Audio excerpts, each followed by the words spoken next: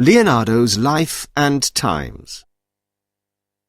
Leonardo was, first of all, a painter and an artist, but he was also a great thinker. There are few people today who have never heard the name Leonardo da Vinci, but it is 500 years since he died, in a small town in northern France. Why is his name still so well known? Who was he? And what did he give to the world? Leonardo was, first of all, a painter and an artist who wanted to examine, describe, and show through his work the beauty of the natural world. But he was also a great thinker. He hoped to use his understanding of nature to invent and build machines that would improve the world he lived in. Leonardo was admired in his own time as an artist and as an inventor. Today, people still think that his paintings are beautiful, although only a small number of them exist. We also admire the cleverness of his inventions, although we only know these from his writings and his drawings. In 1994, Bill Gates, then head of Microsoft, bought a book of Leonardo's writings and drawings for $30.8 million. The book is 36 pages long and is filled with Leonardo's scientific notes from the years 1508 and 1509. It is the only book of Leonardo's writings owned by a private person in modern times. Leonardo was born in 1452 and died in 1519. This was during the time that we now call the Renaissance. The word Renaissance is French and means rebirth. Renaissance was first used to describe this time in history, and especially Italian history in the 19th century. But the idea of the Renaissance began in the 15th and 16th centuries. At this time, people were looking back to and admiring the literature and art of Greece and Rome from 2,000 or 1,500 years before. In the 15th and 16th centuries, artists and writers wanted to copy what they thought was beautiful from that distant time.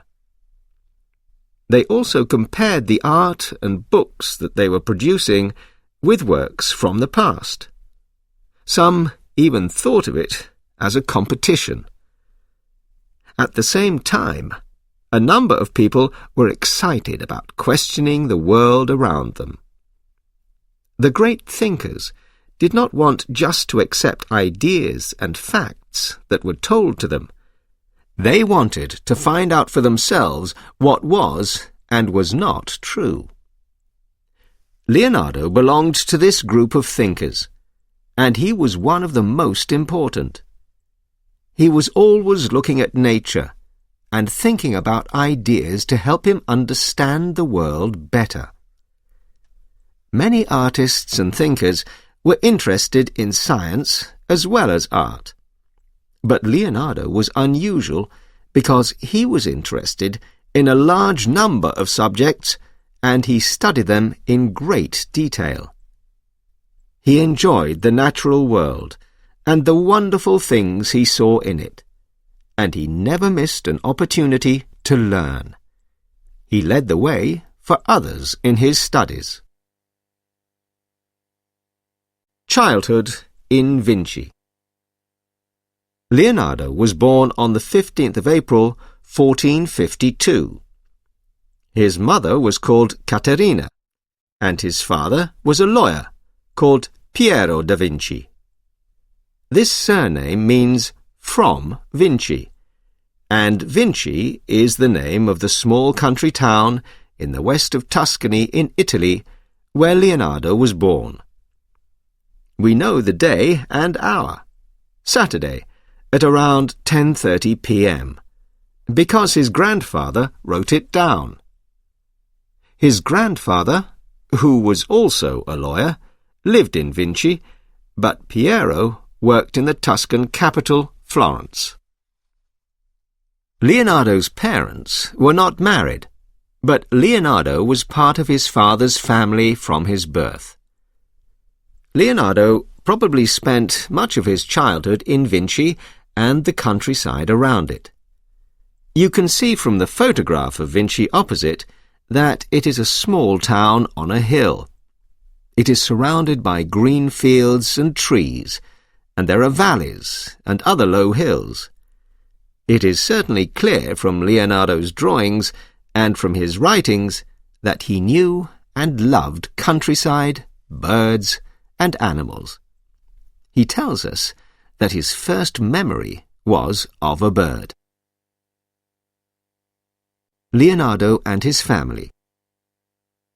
We do not really know much about Leonardo's relationship with his father or with his mother, who lived somewhere near Vinci.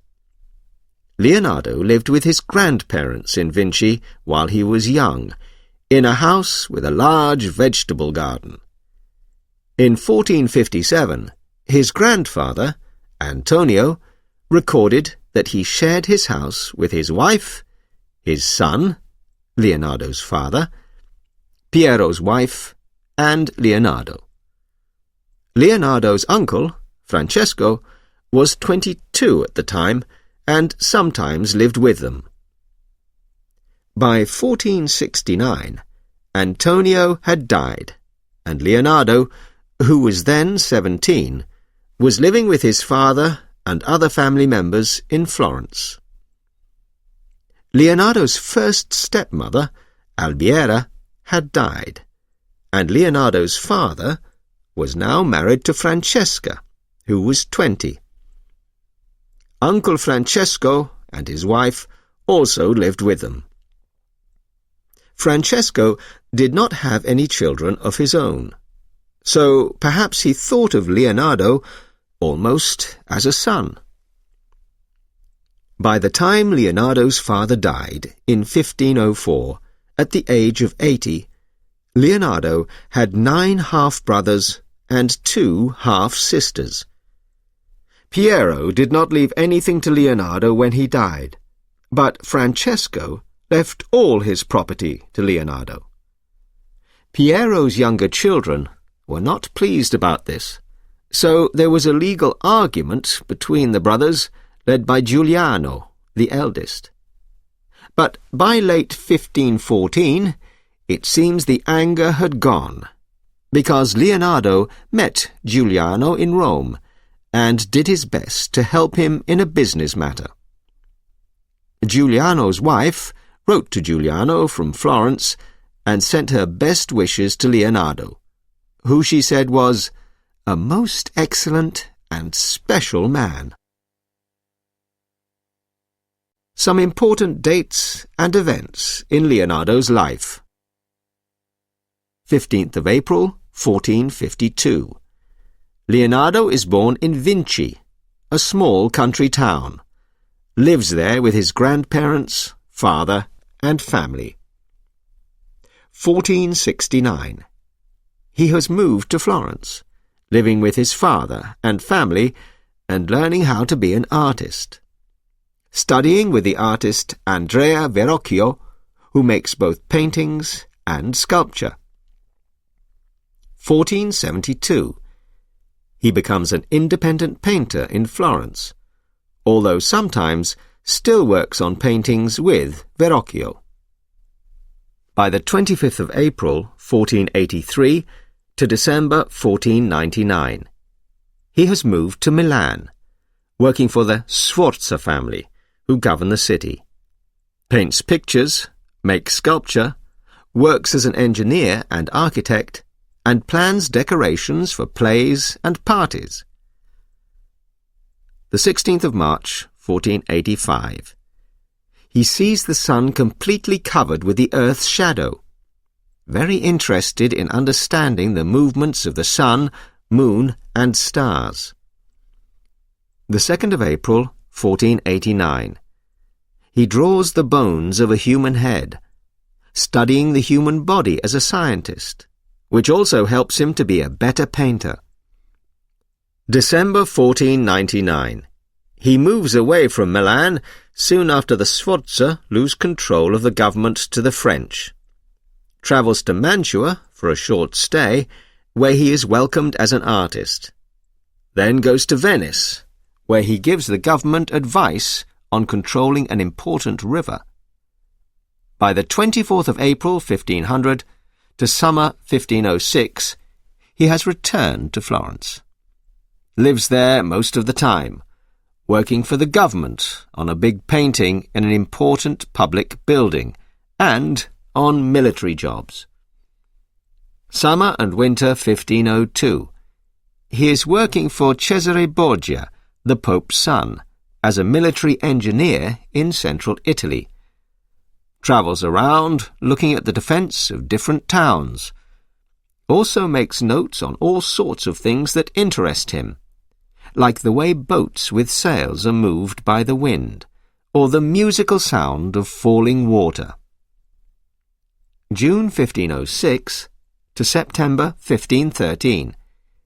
He returns to live in Milan. Works for the French government there as a painter, engineer, and architect. Makes a few visits back to Florence. December 1513 to summer 1516. He moves to Rome because the Pope's brother, Giuliano de' Medici, has asked him to come back there to work for him.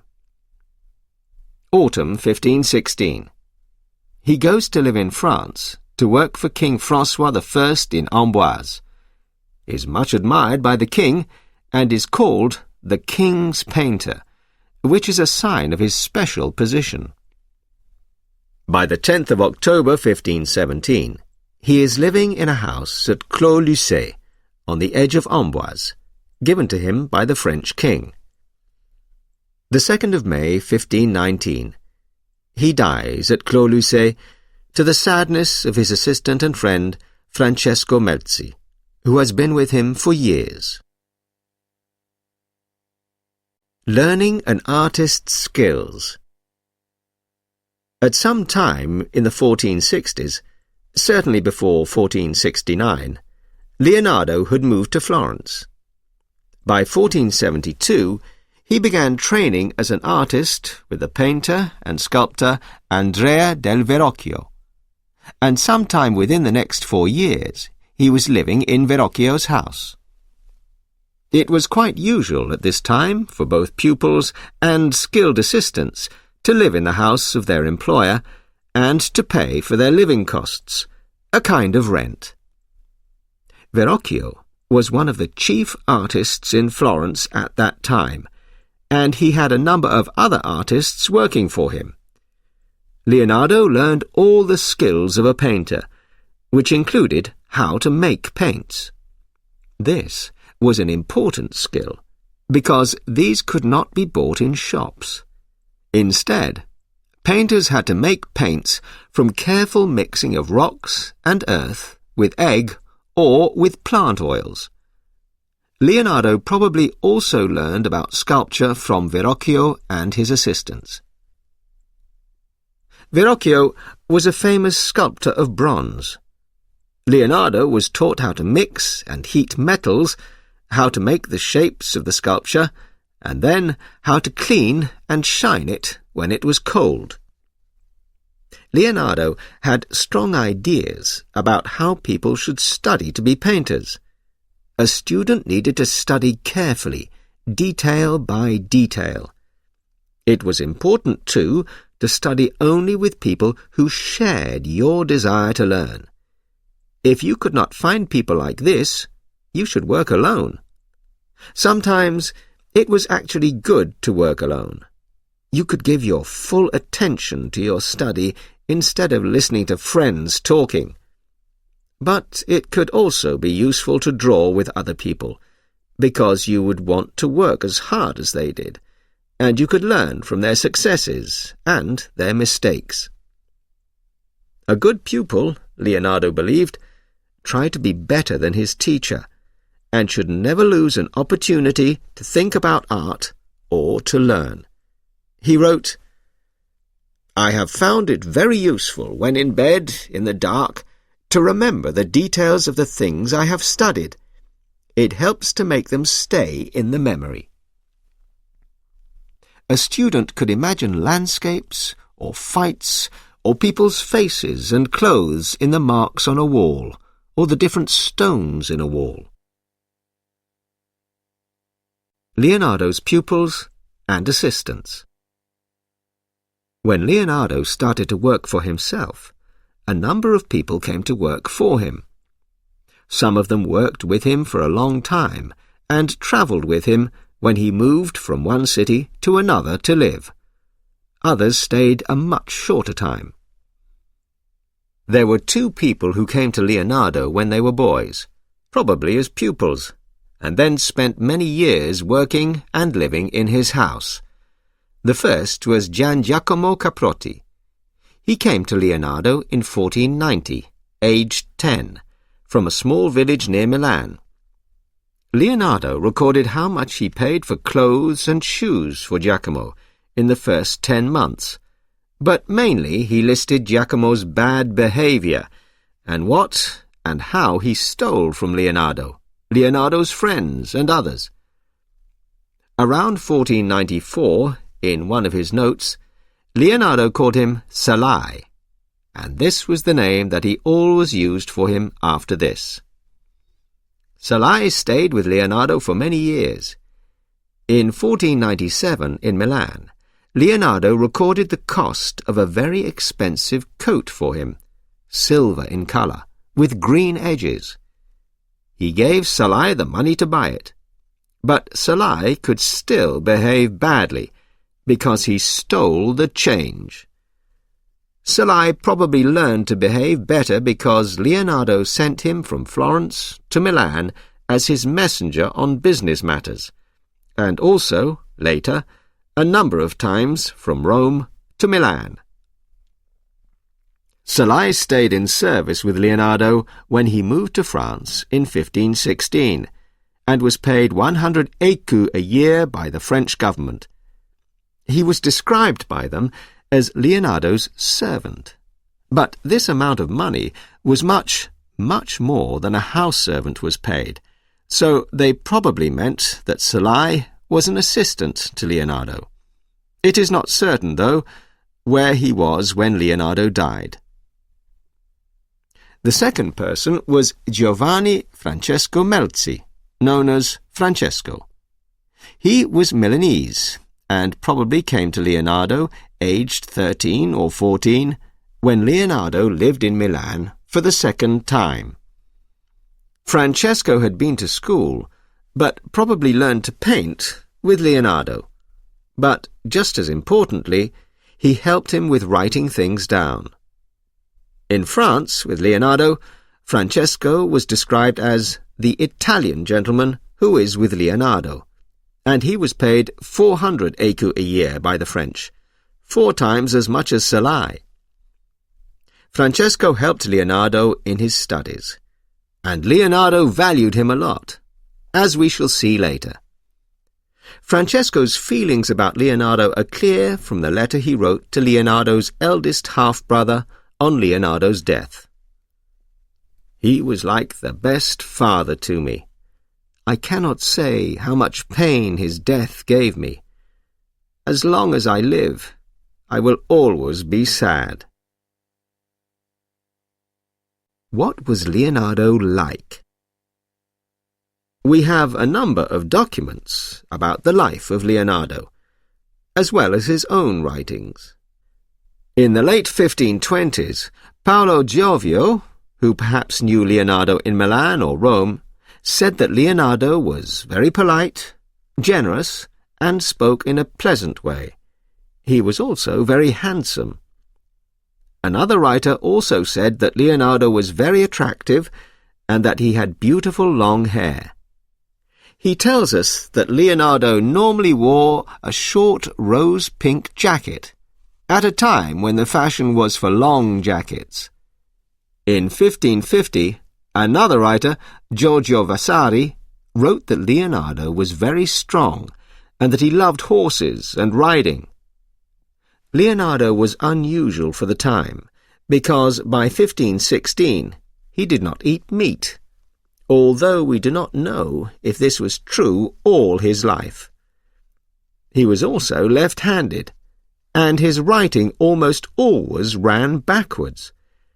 This means that his sentences are read from right to left, instead of from left to right. You will notice this in some of the pictures in this book. You can read Leonardo's writing by holding it in front of a mirror and then reading it. If you do this, all the letters and words are perfectly formed. He wrote like this because it was the natural way for him to use his pen, but we do not know if he painted only with his left hand. Perhaps Leonardo described his idea of a perfect life when he wrote, "The painter sits relaxed in front of his work. He holds a very light brush with soft colour on it. He is well dressed in clothes he likes. His house is clean and full of lovely pictures.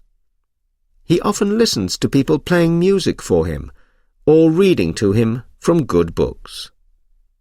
Good books suggests serious works, and a list of Leonardo's own books tells us that he did have many that were serious. But his idea of enjoyable reading also included popular adventures and humorous stories. Leonardo's life and travels. Florence. Although he was born in Vinci, Leonardo thought of himself as a Florentine.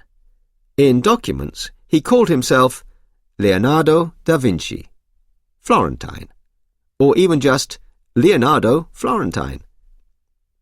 He probably lived there for about 20 years of his life, at different times. Florence was famous in Italy and beyond for its artists, and it was the place where he learned his art. Leonardo lived through times of peace and war in Italy. Florence was mostly peaceful while he lived there. The city, and a large area of Tuscany round it, was governed by a big group of rich businessmen. There was a strong interest in art, literature and learning in Florence and much of Italy at this time. Many rich men and women wanted to spend money on new paintings and sculpture for their houses and for the churches and other buildings where they went to religious services. Leonardo's first paintings were for men and women like these. Milan.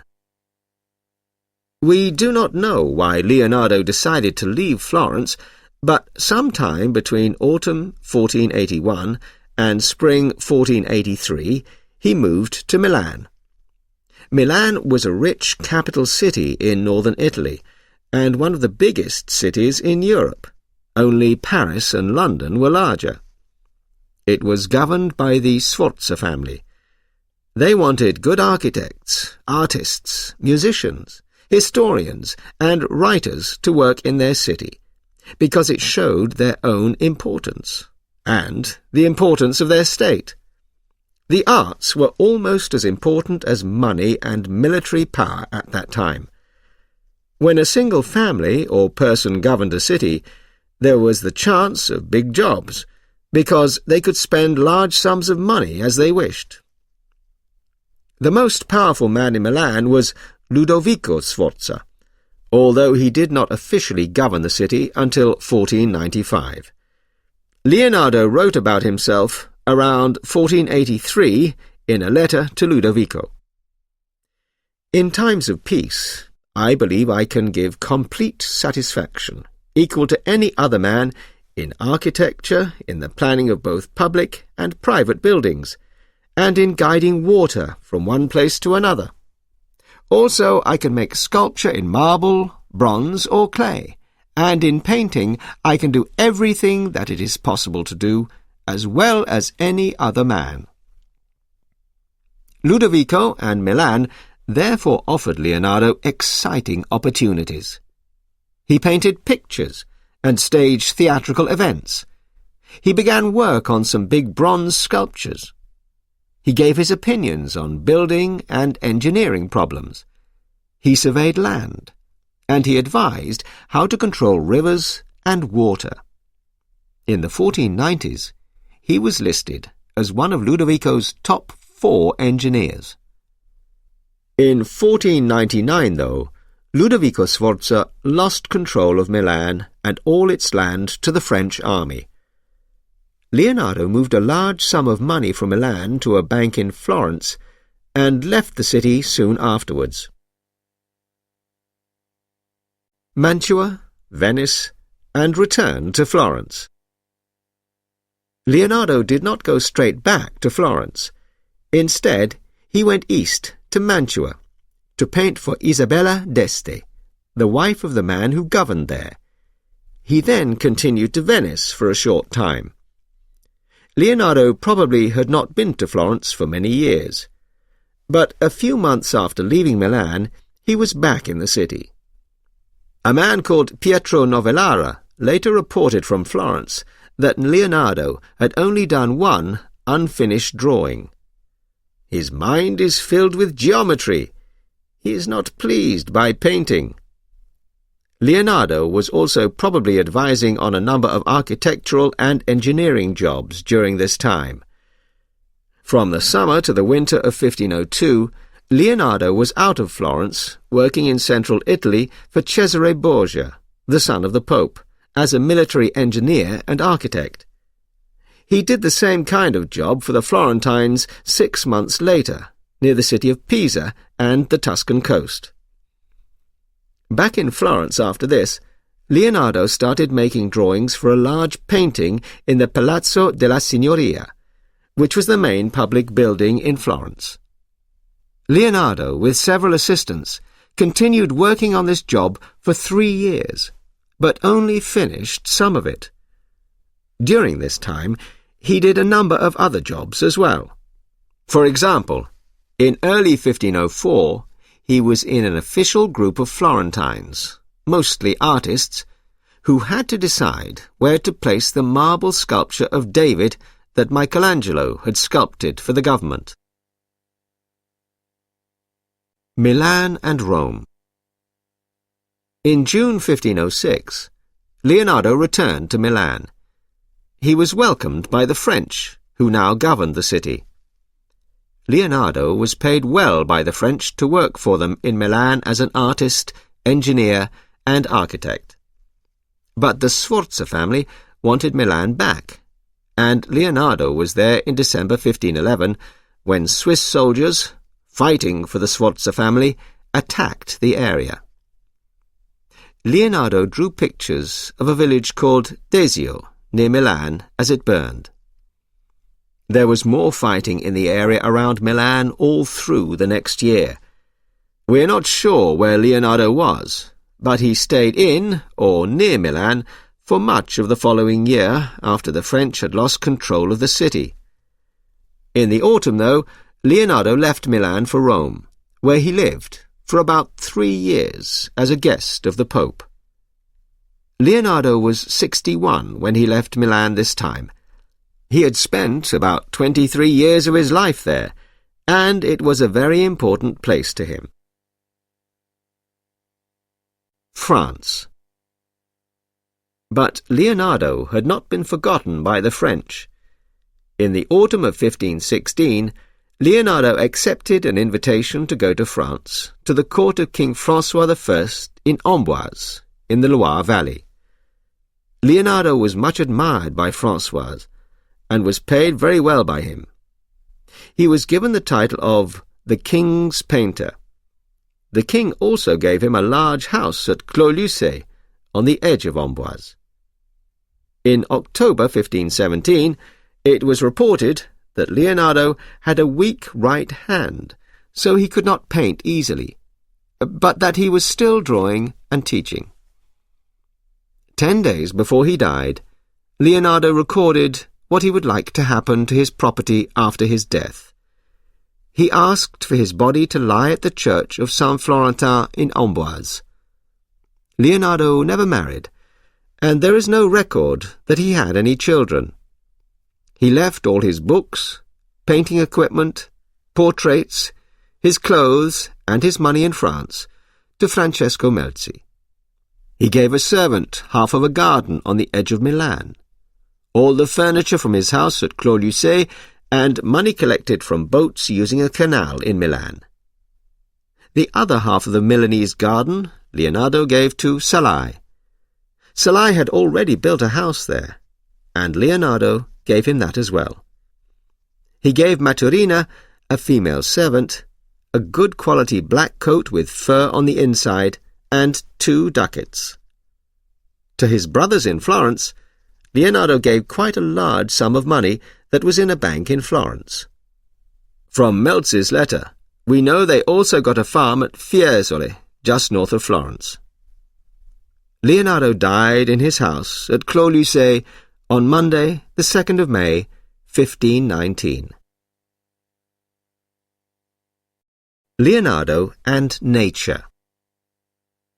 Nature has kindly given us things everywhere to copy, wrote Leonardo.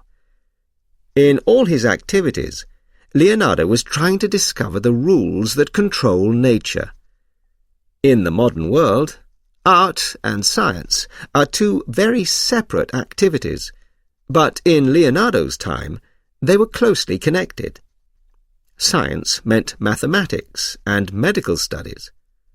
How could these be connected with art? Mathematics included practical work, like surveying land for making maps, as well as measuring the movements of the stars in the sky. An artist might need to measure the different parts of the body. He could also use mathematics to place things in relationship to each other in a drawing or painting, so the scene looked correct. You will see a good example in the painting of the Last Supper in the next chapter. Mathematics was also connected to music, because musical sounds have a fixed relationship with each other that can be described in numbers. Leonardo himself was a very good musician and liked to play an instrument and sing. More than this, though, Leonardo believed that numbers were a part of all things in the world, and he said that, without them, nothing can be done. Nature has kindly given us things everywhere to copy, wrote Leonardo. In all his activities, Leonardo was trying to discover the rules that control nature. In his search for those rules, he looked very carefully at a lot of examples and details. Actual experience was more important to him than opinion, and he worked from facts to ideas. Above all, Leonardo wanted to understand how and why things worked. His purpose was to examine the world so he could copy it in beautiful paintings and sculptures. But he also wanted to learn from the clever solutions of nature. Leonardo was always drawing. Quick, little drawings to catch a movement or a shape, or more careful drawings done at a desk with a pen and ruler. In July 2001, a small drawing by Leonardo was sold for $12 million. It was the most expensive drawing in the world. Light. Leonardo was a painter, and a painter needs to know about light and the effects of light. Your view of a hand, or a rock, or a tree is affected by the way light falls on them.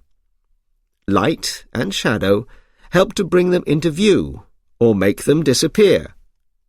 Colour is affected by the brightness of light and the darkness of shadows. The effects of light also change at different times of day, and even at different times of the year. Leonardo noted that the outside leaves of a tree take some blue from the colour of the air. The ones in the middle look more green because of all the other green leaves around them.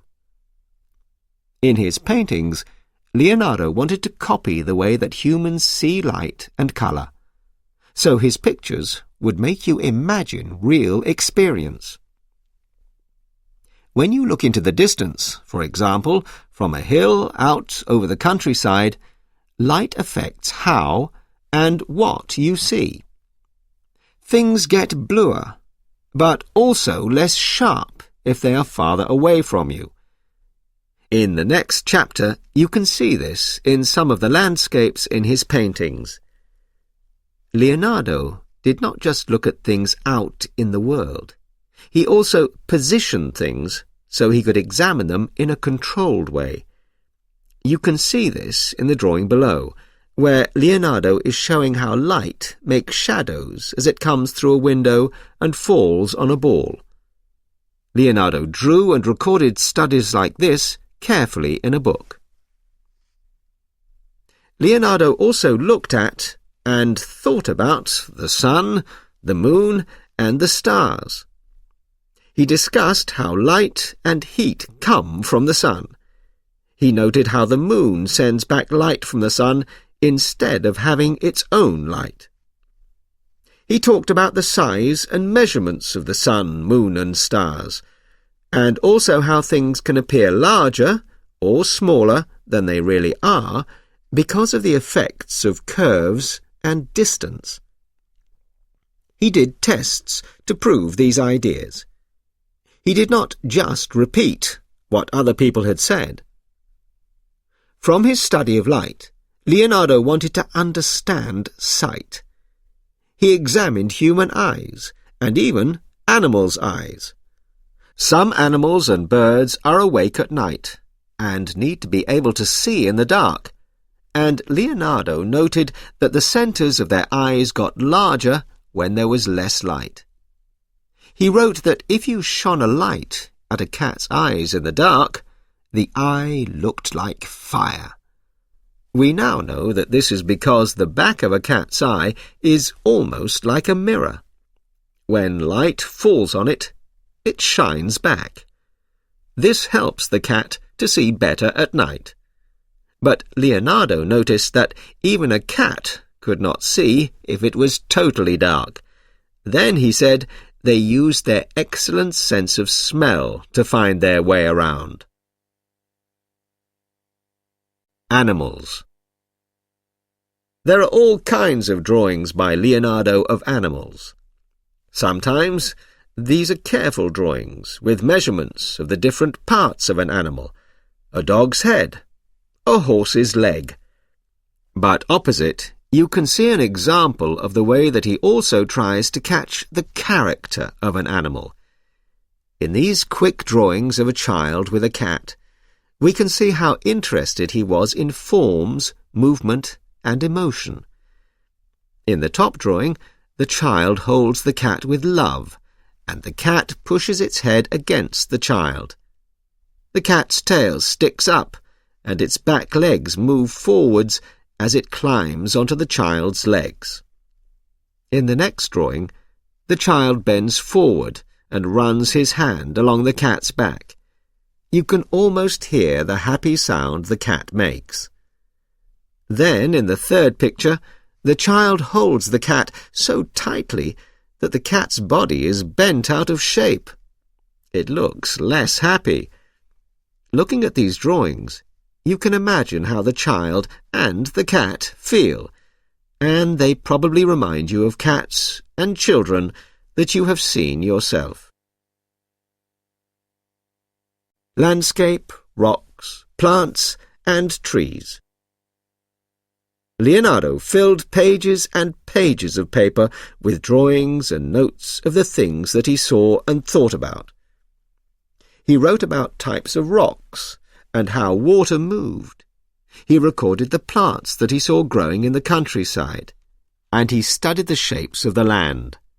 For him, the world was full of energy and natural forces. Sometimes he even talked about the world as a living body. When giving advice on painting, Leonardo told other painters, You must leave your home in the town and leave your family and friends and go over the mountains and valleys into the country. He also wrote that you needed to be alone to experience and study nature in the fullest way. Leonardo tells us about some of his own experiences alone in the country and the effect they had on him. One day, pulled by my enthusiastic desire to see different and strange shapes made by nature, I walked some distance among dark rocks until I came to the entrance of a big hole in the side of a hill. I stood in front of this for some time, shocked, not understanding it. Suddenly, there were two emotions inside me, fear and desire. Fear of the heavy darkness, and desire to see if there was anything wonderful inside the hill. Emotions themselves interested him because, as an artist, Leonardo wanted to be able to understand how they affected people's faces and movements. He wanted to show feelings and thoughts in his paintings and sculpture. Leonardo wanted to know about the smallest detail and what was usual or unusual. So he wanted to see lots of examples of the same things, as well as lots of different kinds of things.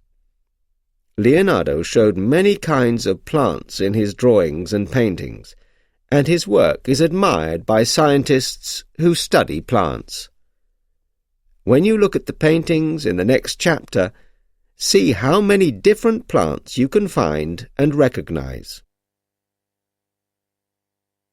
Water. Leonardo was very interested in water, from the smallest drops and streams to great rivers and seas. At least two of his books of notes are only about water. The Codex Leicester, as we call it now, which he wrote around 1507 to 1510, is all about the forms and power of water. In Milan, from September to October 1508, Leonardo filled another book with notes under the title Of the World and Waters. Leonardo wanted to use these studies in two ways. First, for his painting, and second, to control the movement of water and to make machines powered by water. He wanted to be able to paint not just rivers and seas, but the way that water in the air changes the colour of the sky and affects how you see a distant view. He describes how he saw a storm on the river Arno. The wind coming back hit the water and lifted it up, making a big hollow. The water was lifted straight up into the air. The colour was similar to that of a cloud. I saw this on the sand in the river. The sand was hollowed out deeper than the height of a man, and the sand and little stones were thrown around over a wide area. It appeared in the air like a really tall building, and the top spread out like the branches of a really tall tree. A number of Leonardo's later drawings show enormous storms. He wrote, "I have seen movements of air so angry that they have picked up the largest trees of the forests and whole roofs of big houses as they went. This same anger made a deep hollow and moved stones, sand, and water a great distance through the air."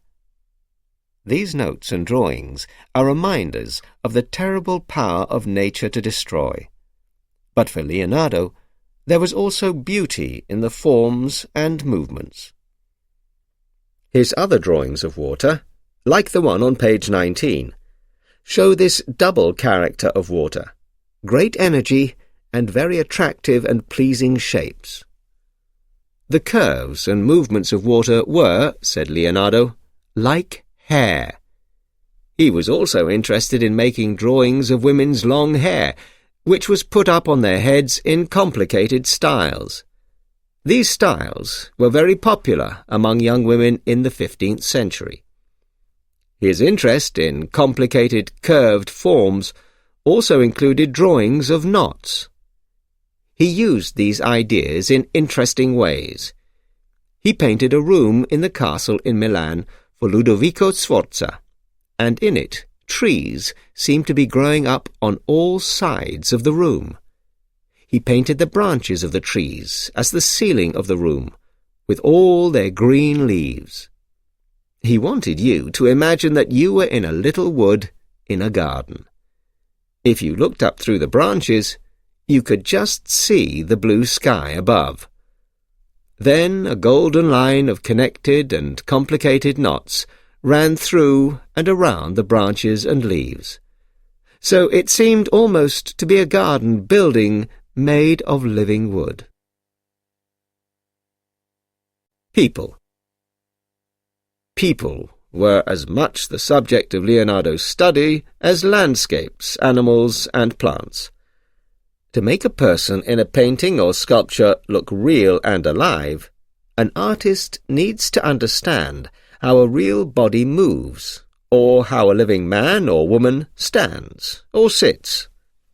Artists, therefore, have to look very carefully at people. Their drawings record what they have seen. We have already seen an example of this in Leonardo's drawings of the child with a cat. Many of his other drawings are also of people and animals in movement. He drew, for example, figures doing different activities. None of the figures wore clothes because he wanted to show clearly what happened to their arms, backs, and legs as they worked. One drawing shows 4 men, or one man from different sides, who are digging. In another drawing, on the same sheet of paper, men are carrying packages and holding them in different positions. Drawings like these give a real sense of people's actions and activities. If you were painting pictures of people, he said, you needed to know how they behaved. Were they male, female, young, old? Were they rich or poor? And what did they do? You needed to separate them into types, and then separate them again, so the men do not all appear to be brothers. A friend of Leonardo in Milan wrote, when Leonardo wanted to draw or paint a figure, he first thought about what kind of person they were. Then, when he had decided, he went to the places where he knew people of that kind could be found. He looked closely at their faces, their clothes, and the way they moved their bodies. He watched how they behaved. When he saw anything that he was looking for, he recorded it with a pencil in a little book, which was always hanging from his belt. Sometimes, it seems, Leonardo went one more step. When he wanted to draw laughing countrymen, we are told, he chose some and arranged a party for them. Then he told them stories until they laughed so much that they almost fell on the floor. He carefully watched their movements and later made a drawing of them. This drawing had the same effect on people as his stories had. Leonardo did not want to make his paintings of people so perfect that they were not real, or they all looked the same. Beauty of the face may be equal in different people, but it never takes the same form, he said. When you look at some of the paintings of young women in the next chapter, you can think about how Leonardo makes each of them different and recognizable. It is now very hard to see the details of his painting The Last Supper, but there too Leonardo wanted each of Christ's pupils to look different and to act differently from each other. This is because, in his opinion, every person feels emotion differently, and not everyone is going to have the same emotions either. Leonardo also wanted to draw and paint correctly the clothes that people wore. As a young man, he spent many hours practicing drawing how real cloth fell around a body. He wanted to understand the forms and get the shadows right to make his art look real. Later, he also wrote detailed descriptions of the forms of clothes and how they moved and lay differently as they fell over the body or over other clothes. Anatomy. Because doctors had to understand how all the parts of the human body worked, anatomy was also of interest to artists. In the 15th century, close examination of real bodies was only just beginning. Leonardo played a very important part in this study. In the beginning, his drawings were of the way that bodies moved and the shapes and forms that were made when a body stood or sat, for example.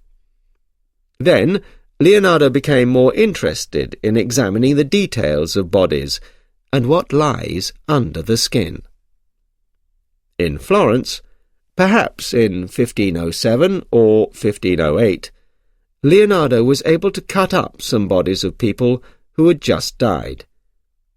He said around this time that he had cut up more than 10 bodies. This was hundreds of years before fridges were invented, so bodies did not stay fresh for long. So, when he wanted to understand all the veins of the body, Leonardo had to cut up 2 bodies, one after the other, because it took some time to do his examination. He made drawings and detailed notes about what he saw. One of the bodies was of an old man in Florence. Leonardo had met him just before he died. This old man, a few hours before his death, told me that he had lived 100 years, and that he had no diseases, but was just weak. And so, sitting on a bed in the hospital of Santa Maria Nuova, without any movement or sign of pain, he passed from this life. And I cut up his body to see what had made his death so kind. In the drawing opposite of a man's arm, we can see how Leonardo shows all the veins. Leonardo's study here centered on the movement of blood around the body, especially the veins.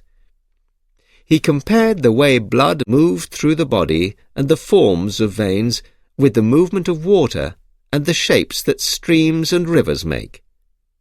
He called the shapes of the veins in the body a tree. So he was connecting his studies of the body with his studies of other parts of the natural world. To understand how the body worked, Leonardo was also interested in changes over time and the effects and signs of those changes. He was looking for reasons, not just at appearance or how things worked. In spring 1510, Leonardo wrote that he believed he would finish all his work on anatomy. Perhaps he had a plan to produce a book on the subject. Leonardo thought, though, that his drawings showed things more clearly than words. "O writer, what words can you find to describe the whole arrangement as perfectly as in this drawing?" But one drawing or view was not enough.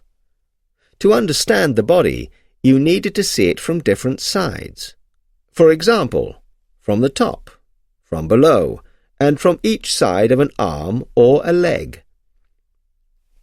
For the bone of an arm or leg, you needed 5 views, because you had to cut through it. Often, though, Leonardo made even more drawings than this of a single body part. For Leonardo, the natural world was always interesting and always full of rich ideas. The natural world was at the center of his studies. In his opinion, although clever humans make different inventions, they can never find any inventions more beautiful, better matched to their purpose, or clearer than nature's. In nature's inventions, there is never too little or too much.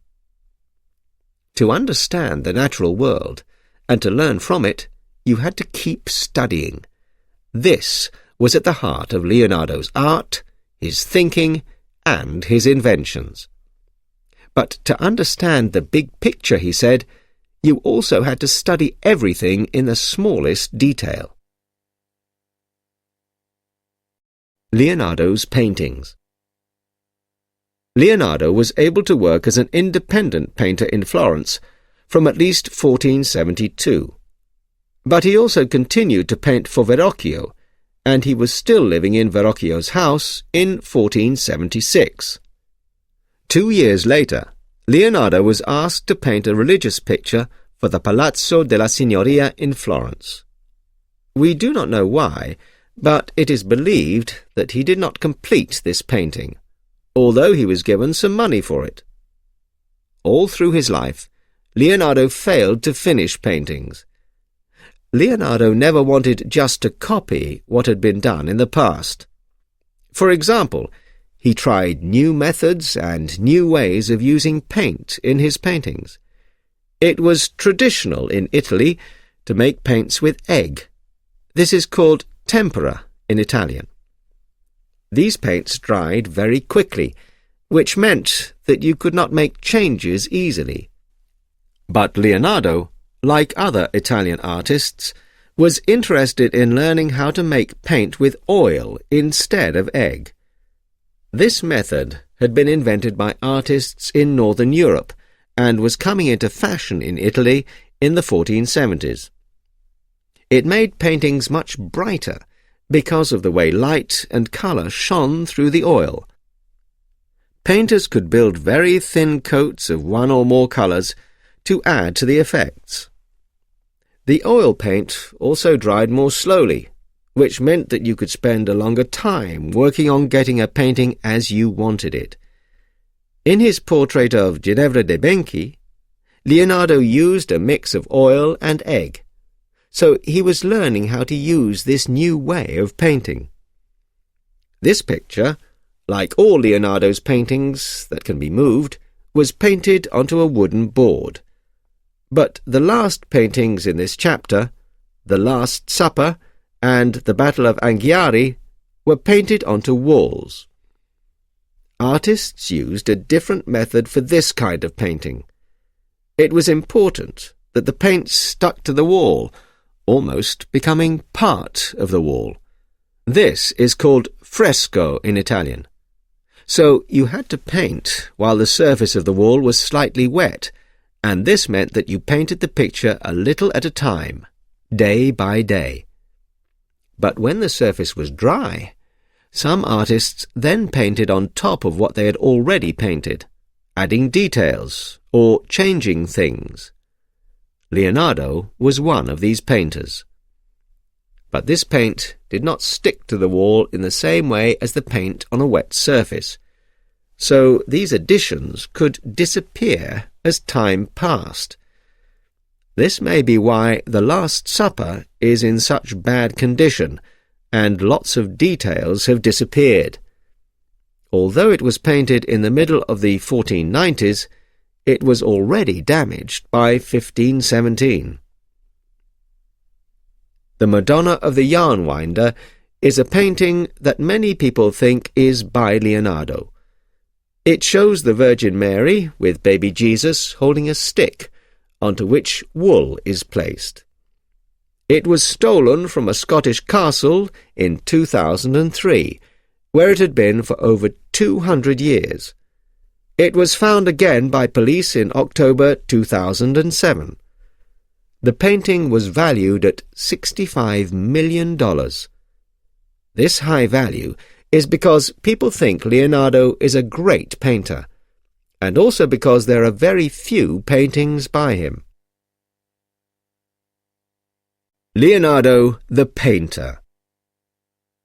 You can see all sides of a sculpture, but painting has to give you the idea of something round when really you were looking at a flat surface. Leonardo thought that a painter could tell a story more easily and immediately than a writer by showing exactly how things looked. He also compared painting with sculpture. I myself have worked as much on sculpture as painting. Sculpture needs light and shadow to look good, but a painting has its own light and shadow.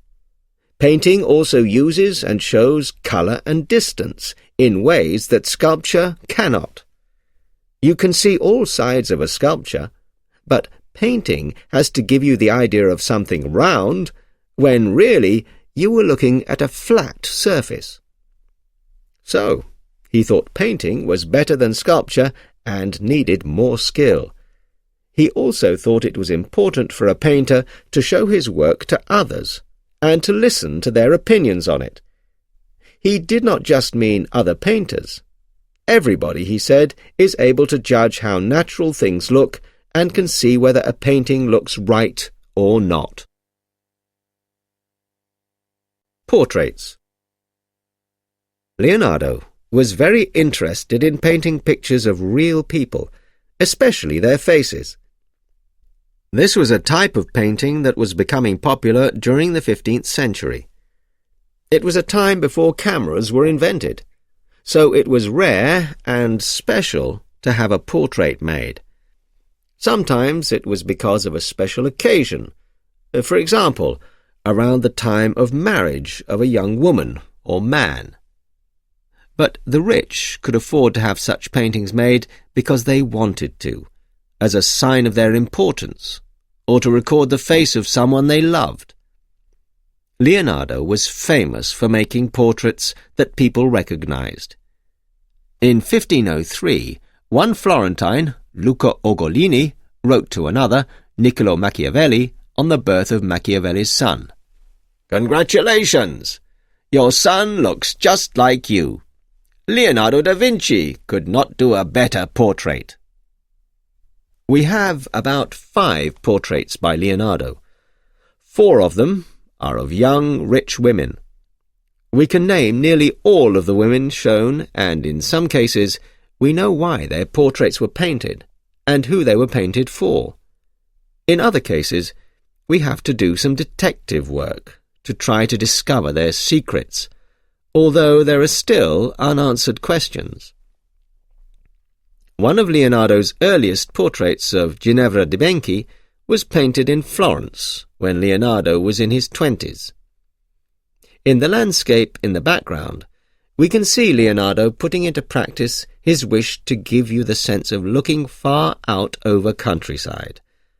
The browns and greens disappear into the distance and become blue, which meets the light from the sky. These distant parts of the landscape are painted in a method called in Italian sfumato. This is an effect almost like looking through smoke, where colours and lines disappear into each other. Leonardo gives us help in guessing who the subject of the portrait is. The name Ginevra is very close to the Italian word ginepro, which means juniper, and we can see lots of this plant behind Ginevra's head. So Leonardo was making a play on words in the painting. Ginevra was a Florentine and the daughter of a very rich man.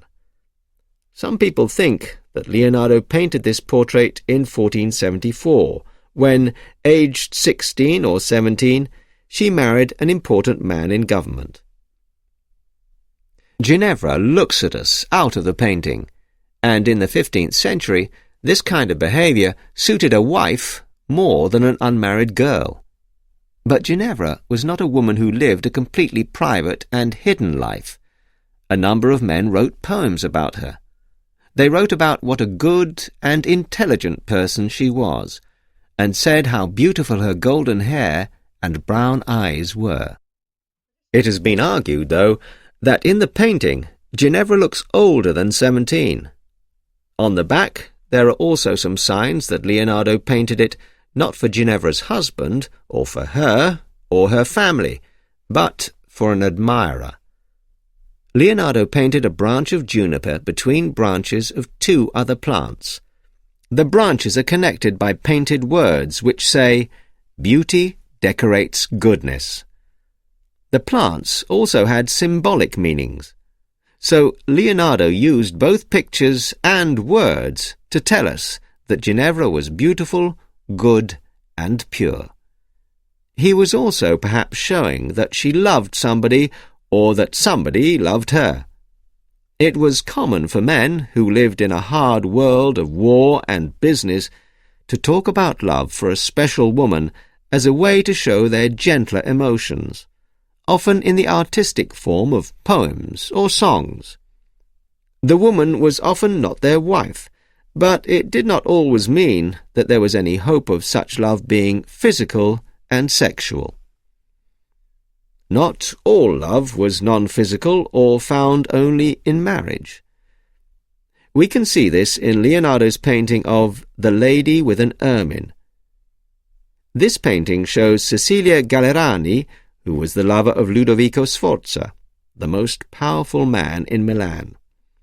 Leonardo painted this picture in Milan, perhaps for Ludovico, or maybe for Cecilia herself, because she owned the painting by 1498. Leonardo had been in Milan at the Sforza court for 6 or 7 years when he painted this portrait. Perhaps he already knew Cecilia, but his skill in this portrait was to bring her to life for us. She turns to her left. Has she heard or seen someone or something? Her position is natural, and her rich clothes also have natural forms. This sense of life in a painting was something that Leonardo thought was really important. Around this time, he wrote that a good painting of a person is one where the behavior of the person in the picture shows the energy that is inside them. In 1492, Bernardo Bellincioni wrote a poem about Leonardo's portrait of Cecilia in which he praised the painting for those same qualities. He tells nature not to feel that she has lost a competition with Leonardo, as Cecilia's portrait is so good. Nature, of course, made both Leonardo and Cecilia. Bellincioni's 1492 poem. O nature, what has annoyed you? Who were you jealous of? Of Vinci, who has painted a portrait of one of your stars, Cecilia, who is so beautiful today that in comparison with her beautiful eyes, the sun seems a dark shadow. The praise is for you, if in his painting he makes her seem to listen and almost speak. Think how you will get more praise in the future if she looks more alive and beautiful. Therefore now you can thank Ludovico and the skill and hand of Leonardo, who wish to give her to the future. Whoever sees her like this, even too late to see her alive, will say this is enough now for us to understand both nature and art. The animal in Cecilia's arms is an ermine. Leonardo wrote that the ermine prefers to let itself be caught by hunters instead of entering a dirty place to save itself. This is because it does not want to mark its pure nature. The whiteness of the ermine's fur is symbolic of purity. So the ermine here shows that Cecilia had a clean and perfect character. But Leonardo had not finished playing games with words. The Greek for ermine was galle, so he was making a clever joke on Cecilia's surname, Gallerani. The ermine also reminds us of Cecilia's lover, Ludovico, who was made a member of an organization called the Order of the Ermine in 1488 by the King of Naples. It had only 27 members, who were heads of governments or top soldiers. Cecilia's portrait by Leonardo was famous, and in April 1498, Isabella d'Este, the sister of Ludovico Sforza's wife Beatrice, wrote to Cecilia to ask her if she would lend it to her. Isabella had just seen some beautiful portraits by the Venetian painter Giovanni Bellini, and wanted to compare his work with Leonardo's. Cecilia sent the painting immediately. She wrote, though, that she would be happier to send the painting if it looked more like her. But this is not because of any fault in the great painter himself. I truly believe there is no painter equal to him, but only because the portrait was painted when I was very young. I have changed completely since then. The letters and Bellincione's poem of 1492 show us how famous Leonardo was as a painter and how people wanted to see his works. The Mona Lisa. Leonardo's Mona Lisa, or La Gioconda, is perhaps the most famous painting in the world today. The painting, though, contains many mysteries. We are not certain who the portrait is of, and maybe it was not a real woman. The name Mona Lisa appeared first in 1550, when Giorgio Vasari wrote about Leonardo's life in a book describing the lives and works of Italian artists. Vasari said that in Florence, Leonardo started a portrait of Lisa Gherardini, who was the wife of Francesco del Giocondo. Mona is a short way of saying Madonna, my woman, which in Italian was a polite title for a wife. So Mona Lisa means Mrs. Lisa. The other name for the painting, La Gioconda, can be understood in two ways: Mrs. del Giocondo, or the happy or playful woman. We are not sure when Leonardo painted the portrait, but it was probably when he was in Florence between 1503 and 1506. Lisa was born in 1479 and married the rich businessman Francesco in 1495. So she was about 24 to 27 when Leonardo was in Florence. The colour of the painting now is rather yellow. This was not what Leonardo intended.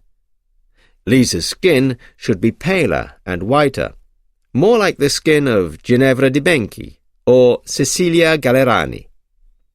Light and dirt have affected the painting and made it look darker. Leonardo painted the woman sitting on a chair. She is in front of a window or an opening to the landscape beyond. In the distance, water and sky meet, but on the left we can see a clear path through rocky hills to the lake or river, and on the right-hand side there is a bridge across a valley. So Leonardo is telling us with these signs of man's presence that this landscape is not completely empty. It has been made and is lived in by people. It reminds us of Leonardo's interest in natural forms as well as useful human inventions. The woman sits calmly with her hands crossed. She is separate from the landscape, but the softness and darkness of her hair and clothes connect her with it.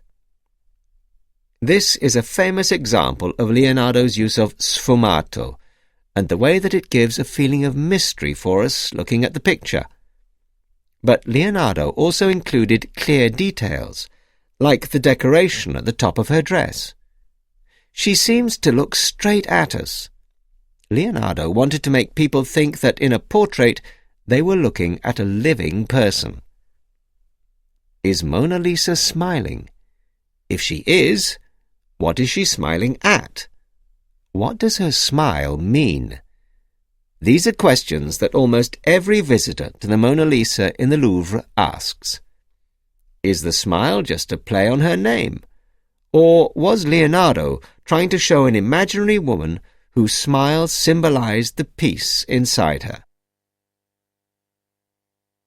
Religious paintings. Leonardo began a number of religious paintings that people asked him to make for churches. He did not always manage to complete them. Sometimes we know about such paintings partly or totally from drawings that he made when he was preparing them. The Virgin of the Rocks. The Virgin of the Rocks is a picture that Leonardo painted twice. One painting is in the Louvre in Paris, France, and the other is in the National Gallery in London, England. For a long time it was believed that the London painting was by another painter and not by Leonardo himself. But many people now believe that the London painting is by Leonardo. But why did Leonardo paint this picture again, almost exactly the same? In 1483, probably very soon after he had arrived in Milan from Florence, Leonardo agreed to paint a picture of the baby Christ with his mother, the Virgin Mary, a baby St. John the Baptist, and an angel for the church of San Francesco. The painting was perhaps completed by 1485. But this was not the end of the story. We do not know if it did not please the people who had asked for it, or if there was a problem about money, possibly both. There are legal documents from the early 1490s in which Leonardo said he had not received enough money for the painting, and that someone else wanted to buy the painting for more. Leonardo did sell it, we believe, perhaps to this person. This is the painting in the Louvre. Then, sometime between 1491 and 1508, Leonardo painted the second one for the church. This is the one in the National Gallery. The Virgin of the Rocks shows how Leonardo used his interest in plants and rock forms to give us a sense of the Virgin, Christ, St. John, and the angel in the natural world, with mountains and water in the background. Leonardo painted the plants carefully, so you can see the leaves and flowers of the different kinds of plants. He did this partly because of the symbolic meanings of these plants. For example, the white flowers in the front on the left remind us of the purity of the Virgin. The wings of the angel look like the wings of a bird, and therefore help to make us think that the angel really can fly. Leonardo brought together the real, symbolic, and imaginary worlds to make the picture believable. This was his skill. We know that people in the 16th century admired both paintings of the Virgin of the Rocks, because at least 12 copies were made by other artists of the first picture, and there were also 12 copies made of the second one.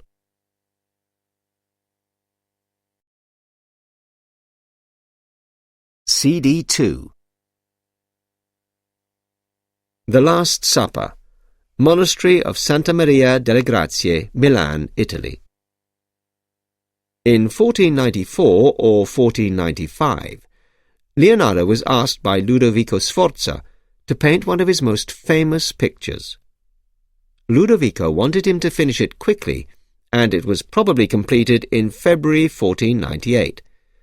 But, as usual, Leonardo did not paint fast. Matteo Bandello was a young man at the monastery of Santa Maria delle Grazie when Leonardo was painting. Later he wrote, Leonardo arrived early, climbed up to the picture, and started to work. Sometimes he stayed there from sunrise to sunset, never putting his brush down, forgetting to eat or drink. Other times he spent 2, 3, or 4 days without touching a brush. But each day he spent several hours in front of the work, looking, examining, and criticizing the figures to himself. I also saw him, as the wish or desire took him, leave another job at midday, when the sun is highest, and come to Santa Maria delle Grazie. Climbing up to the picture, he took a brush, added a little to one of the figures, then immediately left. In fact, Leonardo did not work alone on the painting as this suggests. Pupils and assistants helped. This painting is The Last Supper, which shows Christ eating with his pupils the night before his death. It was painted on one complete wall of the real dining room of the monastery. As the monks ate their food, they could see and be reminded of Christ and his pupils as models for their own life and behavior. Leonardo wanted the monks to imagine the thoughts of each of the men sitting at the table. Christ has just told these men that one of them will do him harm. Only one of the 13 pupils, Judas Iscariot, knows who that person is. The others wonder, and some are afraid that it might be them. Leonardo has tried to show us this situation by making each of the figures look and act differently. Leonardo wrote around this time that the movements of men are different because of the thoughts in their minds.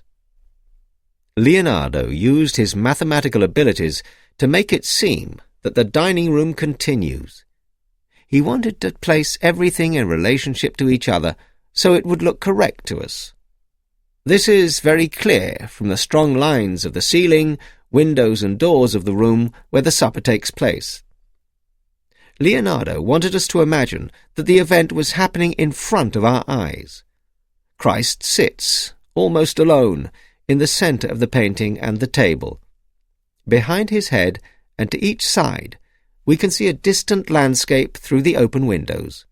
So we see Christ not only in relationship to the men around him, but also to the natural world beyond. The Last Supper was repaired between 1977 and 1999.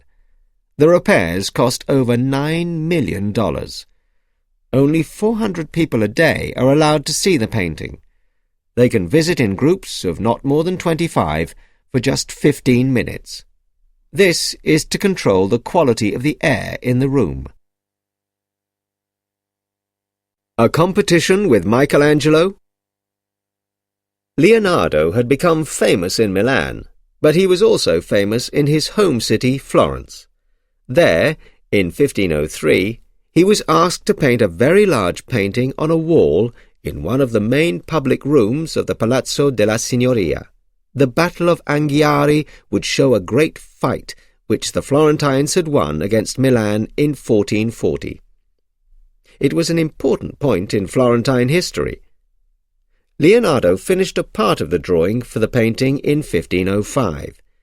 It was taken to the Palazzo della Signoria and used to mark on the wall where the figures of the horses and men would be placed. Leonardo then began work on painting the picture on the wall. At the same time, Michelangelo Buonarroti was asked to paint another scene from Florentine history in the same room in the palace. Michelangelo was a younger Florentine sculptor and painter who was also much admired at this time.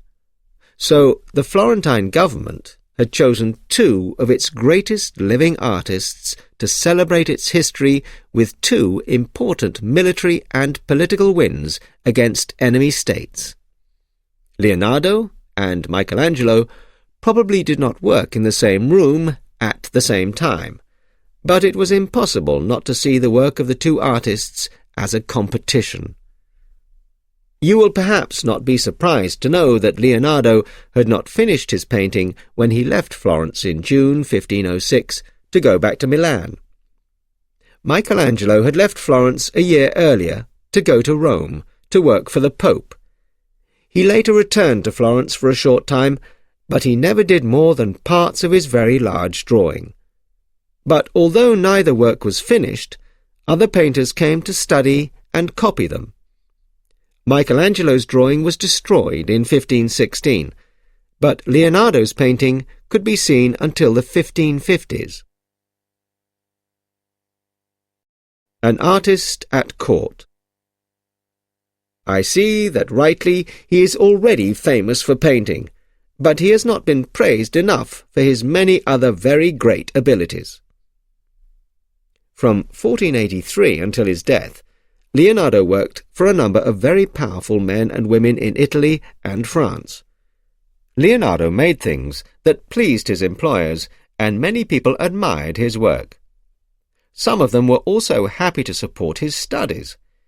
In this chapter, we will look at some of the things that he did and some of the relationships that he had with his rich employers over the years. Leonardo lived in Milan for 16 or 17 years, working at the Sforza court, and then, after a few years in Florence, he moved back to Milan for about 4 or 5 years and worked for the French government there. Then he was in Rome for 3 years, where the Pope's brother gave him a place to live and money for himself and his assistants.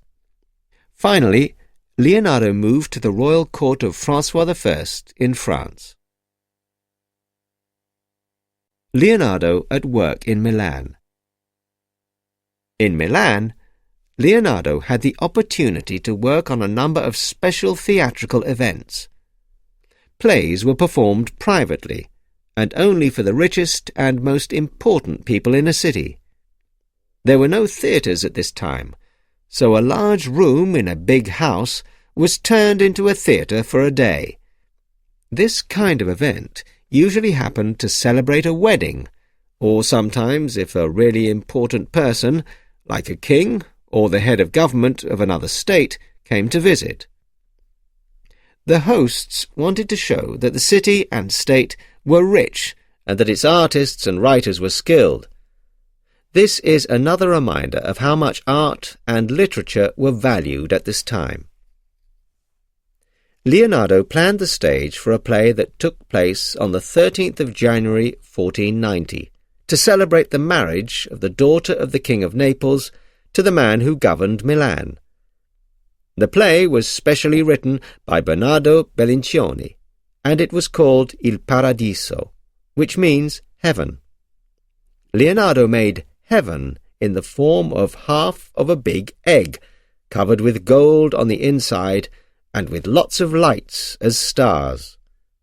At the top were 12 pictures of groups of stars, one for each month of a year, lit with flames behind glass. Around heaven, 7 men moved in a circle, probably on some kind of hidden moving platform. Each man was dressed in wonderful clothes to look like a god who governed each of the 7 main stars: the sun, the moon, Mercury, Venus, Mars, Jupiter, and Saturn. Leonardo made a heaven again a few years later for another play, Danae, with Jove and the other gods lit by a great number of lamps like stars. All this took place to the sound of music. Many of the figures in the play appeared from above and hung in the air to make their speeches or to sing. Leonardo worked on a different kind of event for a double celebration in January 1491, when Ludovico Sforza married Beatrice d'Este, a daughter of the man who governed Ferrara. Ludovico was 39, and Beatrice was 16, and it was a political marriage. At the same time, her brother married Ludovico's niece. Leonardo's job was to plan the clothes and the theatrical part of a formal military event. In this event, 2 men on horses rode towards each other fast, each holding a long, sharp piece of wood. The purpose was to knock the other person off their horse. Riders fought a number of times against different people. They needed great skill and bravery, as they could easily get very badly hurt or die. The riders were dressed in beautiful clothes, and the horses were covered in expensive cloths.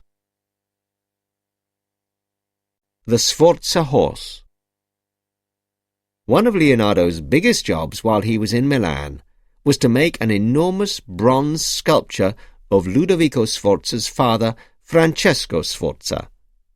Francesco had been a great soldier and had taken control of Milan in 1450.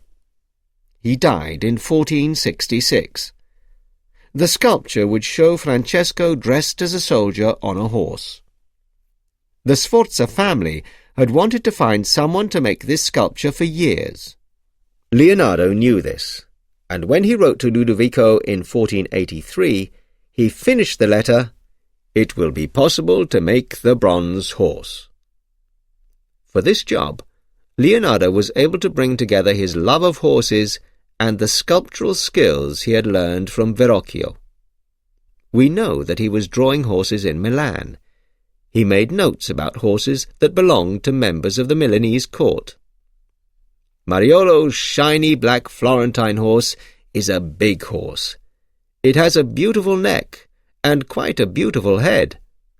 The white male horse of the man responsible for the hunting of birds has beautiful back legs." There are drawings by Leonardo of horses moving and standing, and of details of legs and chests and heads, as well as measurements of all their different parts.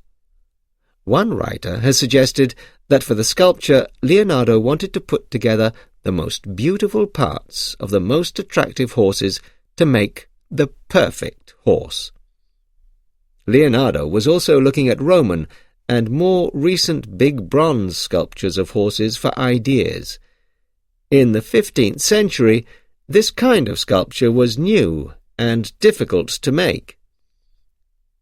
Leonardo was given rooms in an enormous old house belonging to the Sforza family. It was called the Corte Vecchia and was in the centre of Milan near the main church. This was perhaps so he had enough space to make the horse and room for the assistants that he needed as well. The horse was about 8 meters tall and needed about 67,800 kilograms of bronze.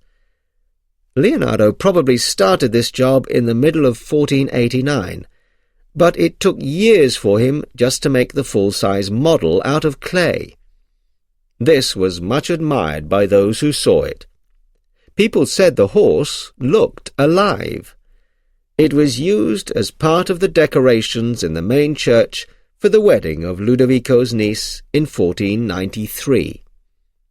But Leonardo was out of luck. In 1494, the French army entered northern Italy on their way to fight for the city of Naples and to take control of all the south of the country. Ludovico was on the French side, so Milan was safe, but soon he feared that the French might try to take Milan from him. He helped other cities that were fighting the French. One of the most important of these was Ferrara, where the head of the government was his wife's father. All the bronze for Leonardo's horse was sent to Ferrara to make big guns to use against the French. Leonardo wrote, "Of the horse I will say nothing, because I know the times." Then, when the French did take control of Milan at the end of 1499, their soldiers destroyed the big clay model of the horse by shooting at it. It was, no doubt, heartbreaking for Leonardo. But around 1508, Leonardo had another chance to try to make a big bronze sculpture of a horse and rider, this time of a rich and powerful Milanese soldier, Gian Giacomo Trivulzio. Leonardo made a few drawings of ideas for it, like the one opposite, and we also have a list by him of how much it would cost. The total was 3,046 ducats.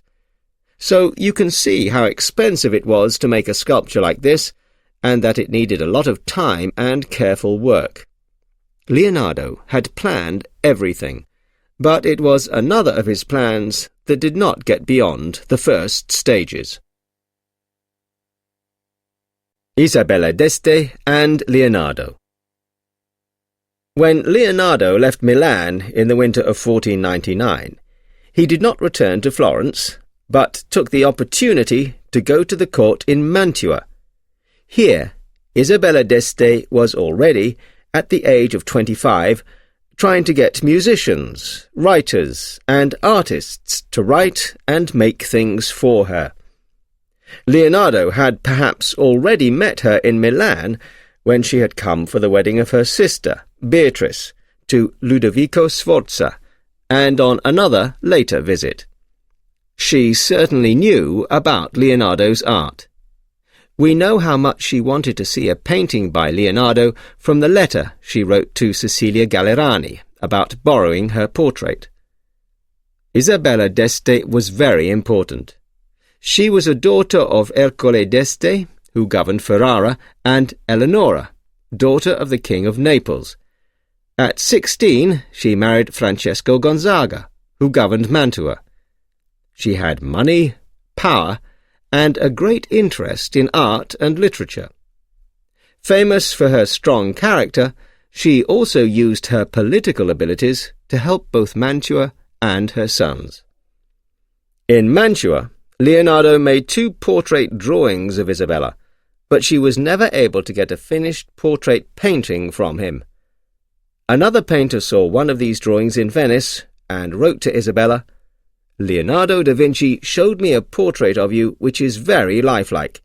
It is so well done that it is not possible to do better." It seems that only one drawing still exists. You can see it opposite. In March 1501, Isabella asked Leonardo to paint her a picture, because she wanted the best Italian painters to paint pictures for her. She said that if Leonardo did not want to do the one she wanted, maybe he would paint a little picture of the Virgin Mary. Her messenger had difficulty meeting Leonardo, and finally he asked Leonardo's assistant, Salai, to arrange it. Leonardo was careful to say how willing he was to please Isabella, and how grateful he had been for her kindness when he was in Mantua. But he said that he did not want to paint, and was working on geometrical studies. Also, he had a painting to do for a Frenchman, connected to the French king, although he said he would prefer to do a painting for Isabella. Isabella did not give up. In July 1501, she sent a letter to Leonardo by a different messenger, Manfredo de Manfredi. Manfredi wrote to Isabella that he had put the letter into Leonardo's own hand and told Leonardo that he would send the reply for him. Leonardo did nothing, so Manfredi sent a servant to find out what had happened. Leonardo said that he could not write, but that he had begun doing what Isabella wanted. So once again, Leonardo appeared to be willing to work for her, but actually did nothing. Isabella did not get angry, because the following year she described him in a letter as my friend. She asked Leonardo to look at some very old pots that were for sale in Florence. Isabella was an enthusiastic collector and wanted to make sure she got the best pieces at a good price. She was sent Leonardo's detailed opinion on each thing and why it was beautiful or special. In May 1504, Isabella was still thinking of the portrait she had not received. She wrote to Leonardo in Florence that, "I am hopeful that I can get from you what I have so much wanted, which is to have something painted by you. When you were here and drew my portrait, you promised that sometime you would do one in colour for me. As this is now almost impossible, since it is not convenient for you to travel here, I hope that you will want to complete our agreement by turning it into a picture of the young Christ." She had no luck with that idea either. Leonardo and the French in Milan. In May 1506, Leonardo asked the Florentine government to let him leave Florence for Milan. He had to get permission because he was still supposed to be working on the great painting of the Battle of Anghiari for them. They were not happy, but they agreed that he could go for 3 months. If he did not come back, he would have to pay 150 florins to the government. Leonardo needed to go to Milan because of the legal problems about the painting of the Virgin of the Rocks. Milan was now under the control of the French king Louis XII. The 33-year-old governor there was the Frenchman Charles d'Amboise. He was very happy to please Leonardo and to keep him in Milan. He gave Leonardo rooms in the Sforza Castle on the edge of Milan, in which he lived too. In early October, the Florentine government wrote to Charles, "Leonardo has not behaved correctly towards Florence, because he has taken a large sum of money and done little for it." They said that Leonardo must return to Florence and finish his work. Charles did not reply for 2 months. When he did, he said that he would not stop Leonardo leaving Milan. But in his letter, he said how wonderful he thought Leonardo was. The famous works that Leonardo da Vinci, your citizen, has done in Italy, many in Milan, have made everyone love him, even if they have not met him. I was among those who loved him before I knew him. Now that I have spent time with him, I can speak from experience of his abilities. I see that rightly he is already famous for painting, but he has not been praised enough for his many other very great abilities. I will be very grateful for everything that you can do, either to increase his property or to reward him." In this clever way, he was saying how great he thought Leonardo was, but at the same time criticizing the Florentines' rude and angry letter. It seems that Leonardo did not really want to go back to Florence. He was in luck. In the middle of December, a French official working in Florence for King Louis wrote to the Florentine government. He said that the king had seen one of Leonardo's pictures, which pleased him, and so the king wanted Leonardo to stay in Milan and paint something for him. There was also a formal letter from the king to Florence, which was polite, but made the situation quite clear. "I need Leonardo da Vinci, Florentine painter. Please write to him and tell him not to leave Milan before I arrive there." The Florentine government had to agree. Within 3 months of the king's arrival in Milan, he was calling Leonardo "my painter and official engineer." This was a sign of Leonardo's importance. More than this, though, he called him "my dear and well-loved Leonardo da Vinci." During August 1507, it was said that Leonardo was working on a painting that is very dear to the king. This praise from both Charles and King Louis XII shows that they admired Leonardo's abilities and skills as a painter, engineer, and architect. But they also liked him very much as a person.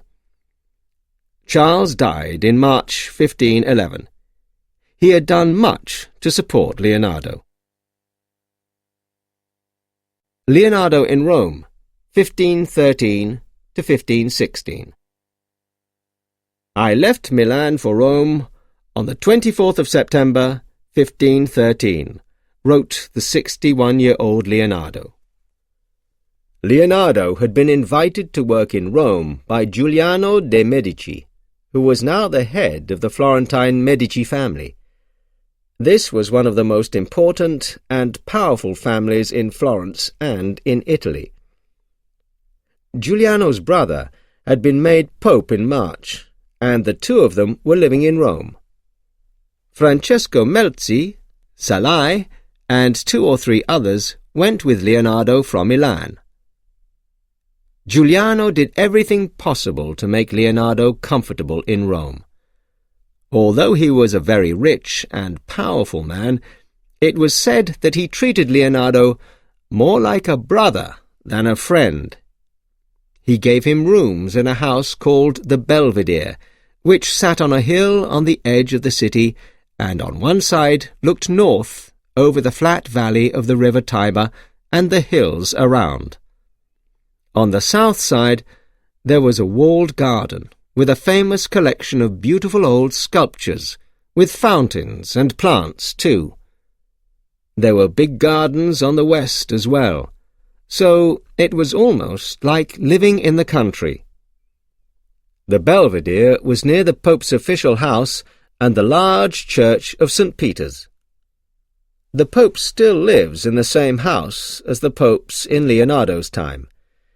You can visit parts of this and see paintings and sculptures by famous artists, but there is only one painting there by Leonardo. Nobody knew about the painting until 1803. It entered the Pope's collection around 1857. On the 1st of December 1513, a list was made of things to be done at the Belvedere in the rooms of Leonardo da Vinci.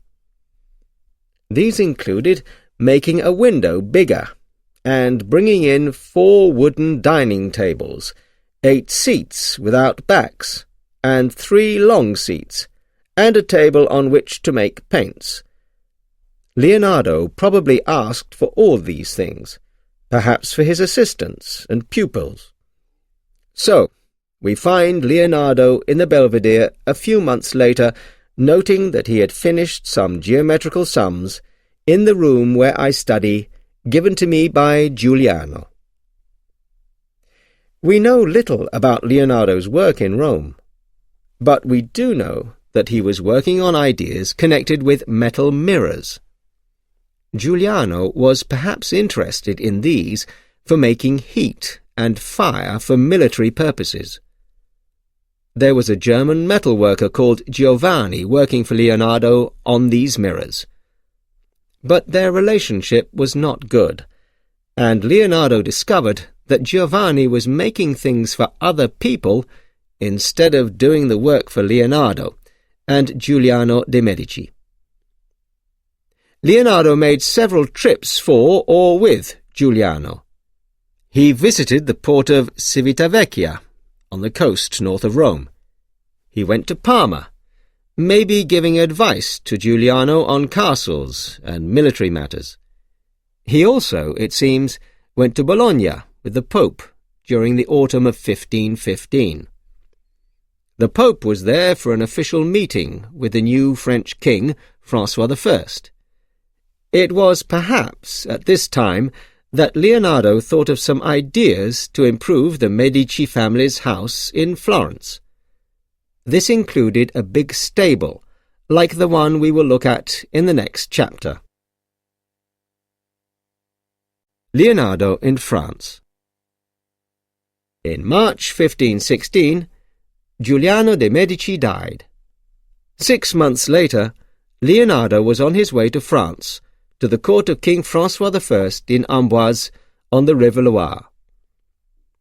Leonardo was made very welcome in Amboise. He was given the house at Clos-Lucé on the edge of Amboise, very close to the king's castle.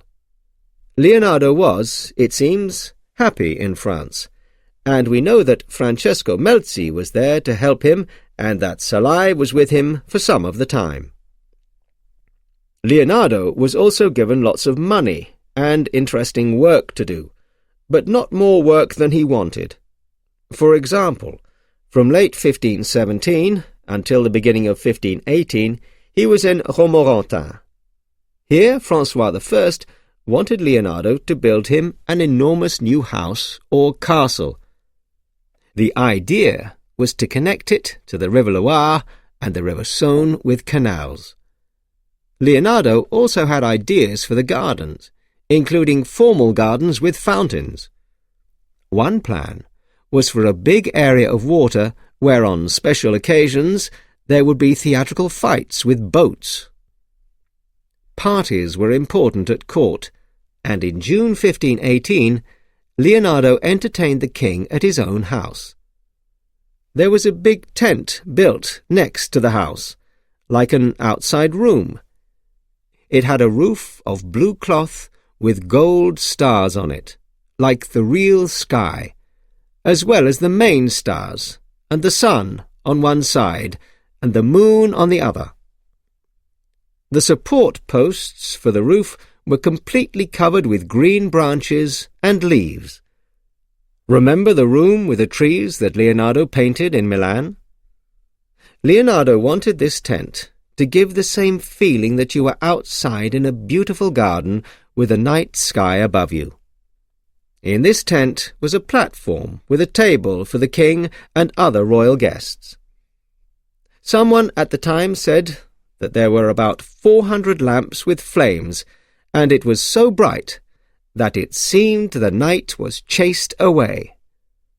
In a time before electric or gas lights, this was quite a wonderful and unusual sight. We can see from all these examples how successful Leonardo was and how people in government wanted him to work for them.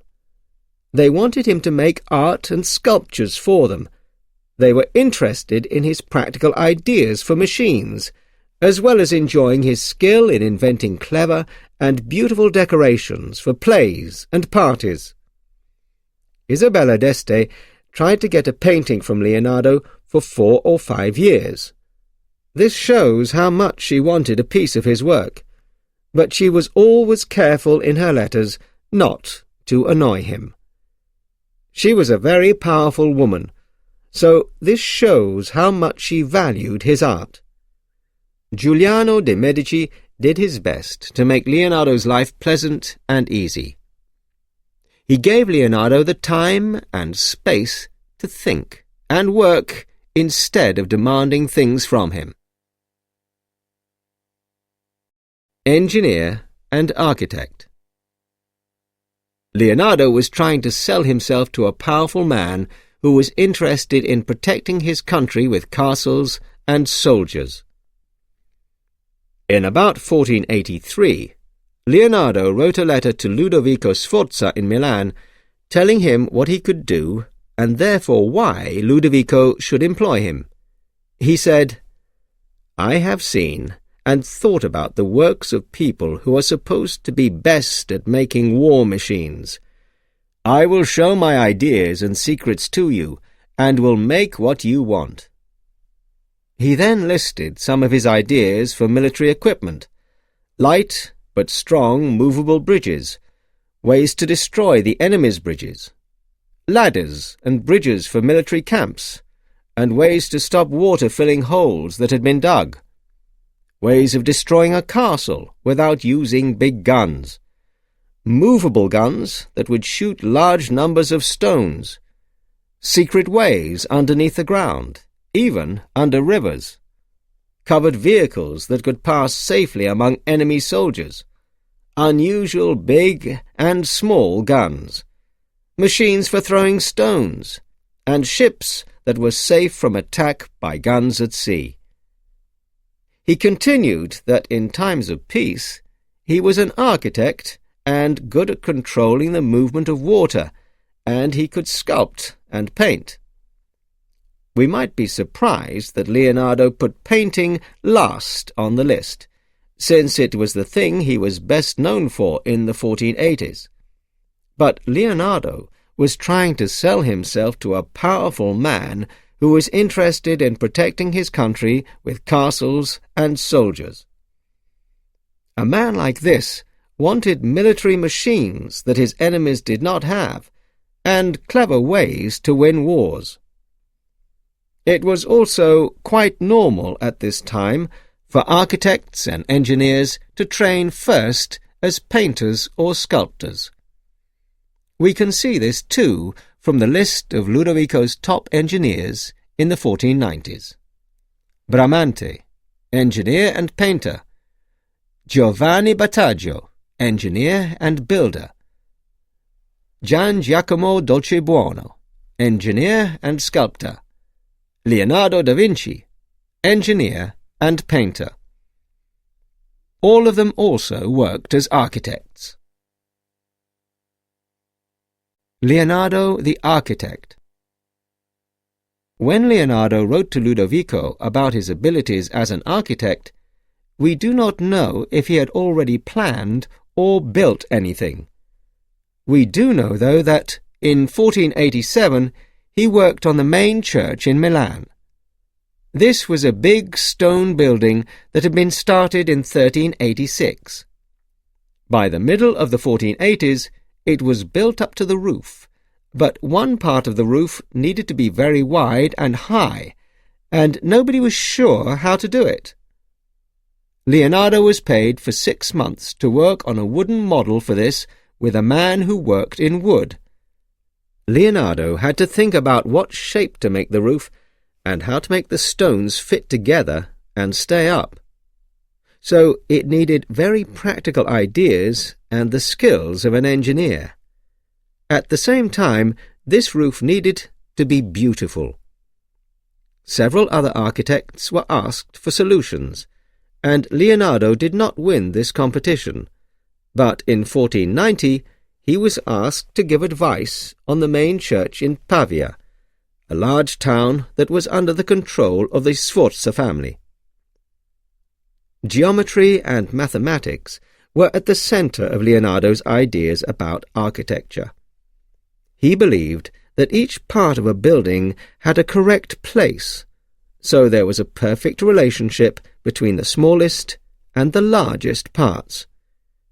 These ideas were connected with a style of architecture that Leonardo liked. This was the style that had been used by the Romans 1,500 years earlier, and which became very fashionable again in the 15th century.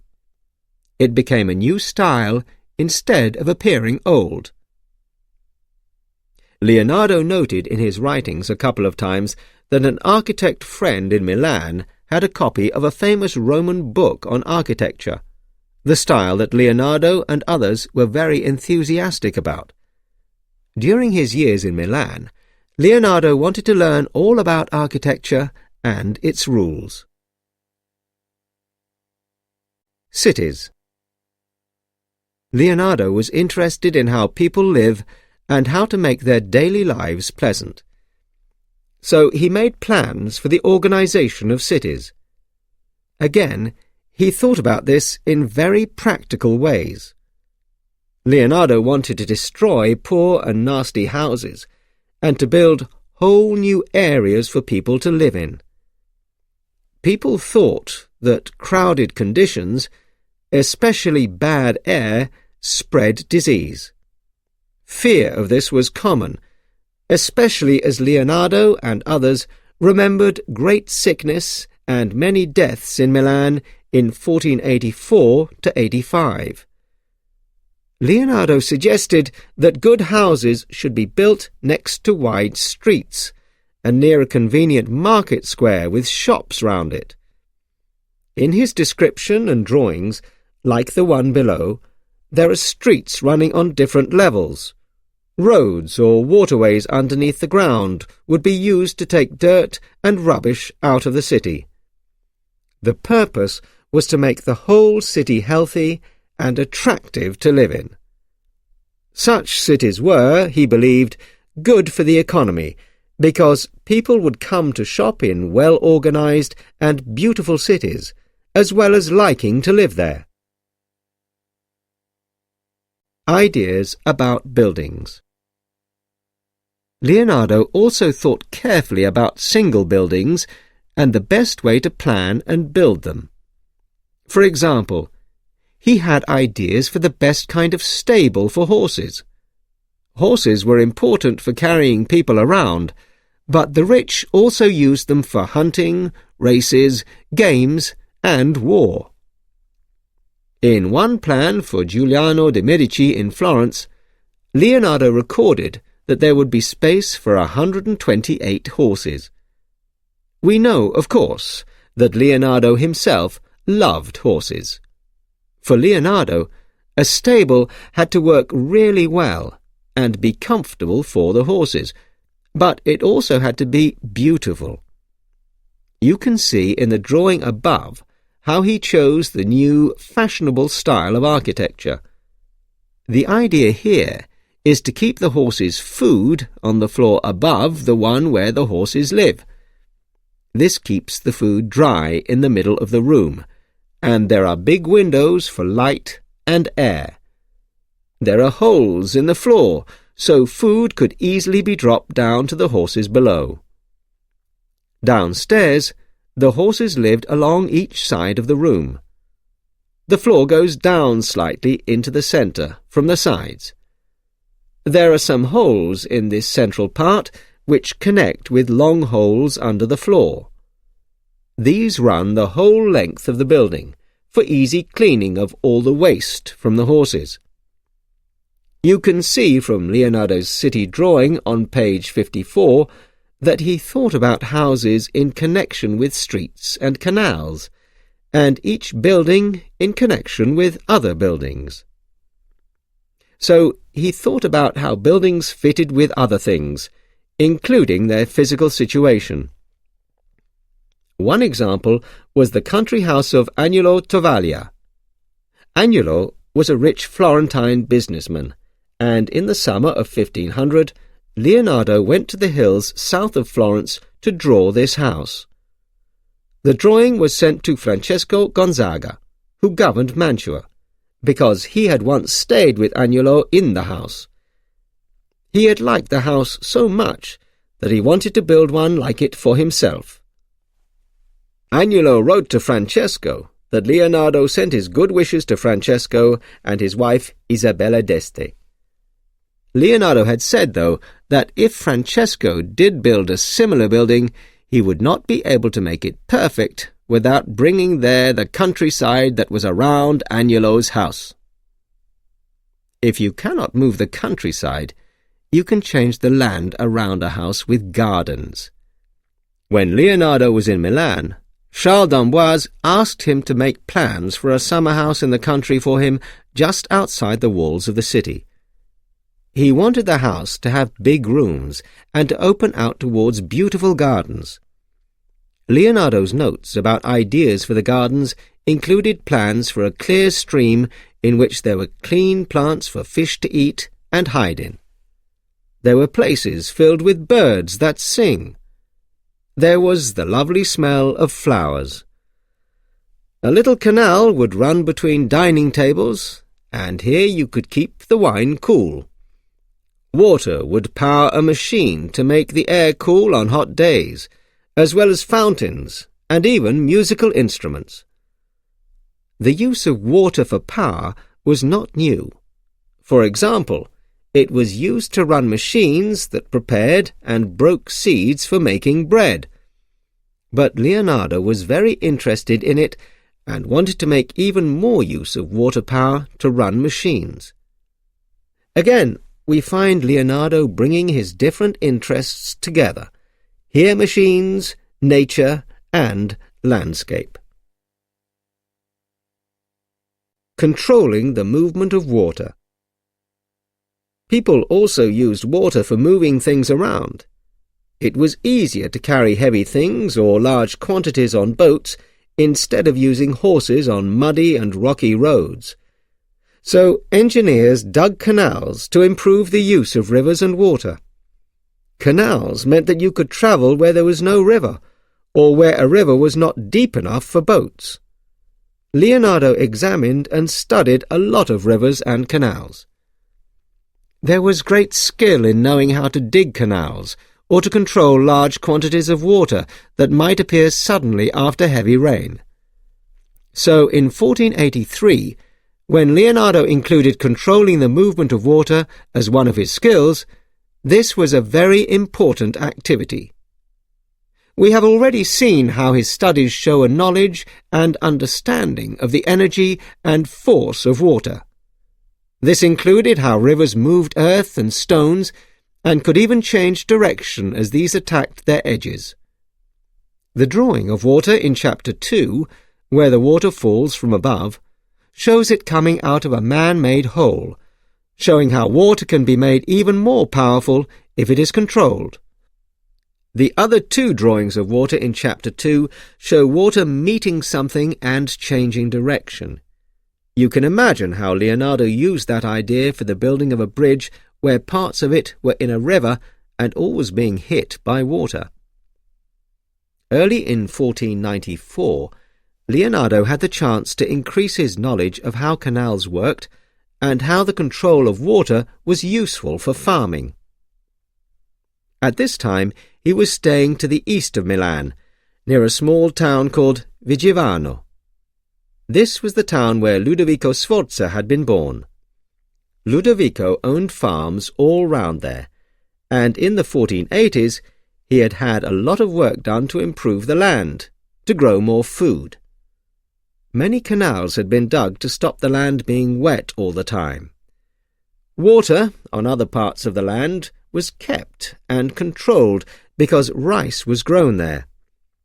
Leonardo looked at these canals and ways that water was stopped or made to run slower or faster. Rivers and canals were also important in times of war to move things around and for defence, because they could be used like a fence against an enemy. If you look at the map of Imola on page 60, you can see how water around the outside of it helped to protect the town from attack. At the beginning of 1500, Leonardo went to Venice for a short time. While he was there, he went on a trip northeast along the coast into the area called Friuli, which was under the control of the Venetians. He was asked to find ways to defend the river Isonzo and its towns against attack from Turkish soldiers coming from the east. Leonardo wrote a report on the situation for the government in Venice. He decided that the river's speed and power meant that it needed to be controlled if defences were built on the river itself. The government probably took his advice, and Leonardo gave them a plan of what to make. In his report, Leonardo said that he had looked at the river and he had also talked to farmers there because they knew about local conditions.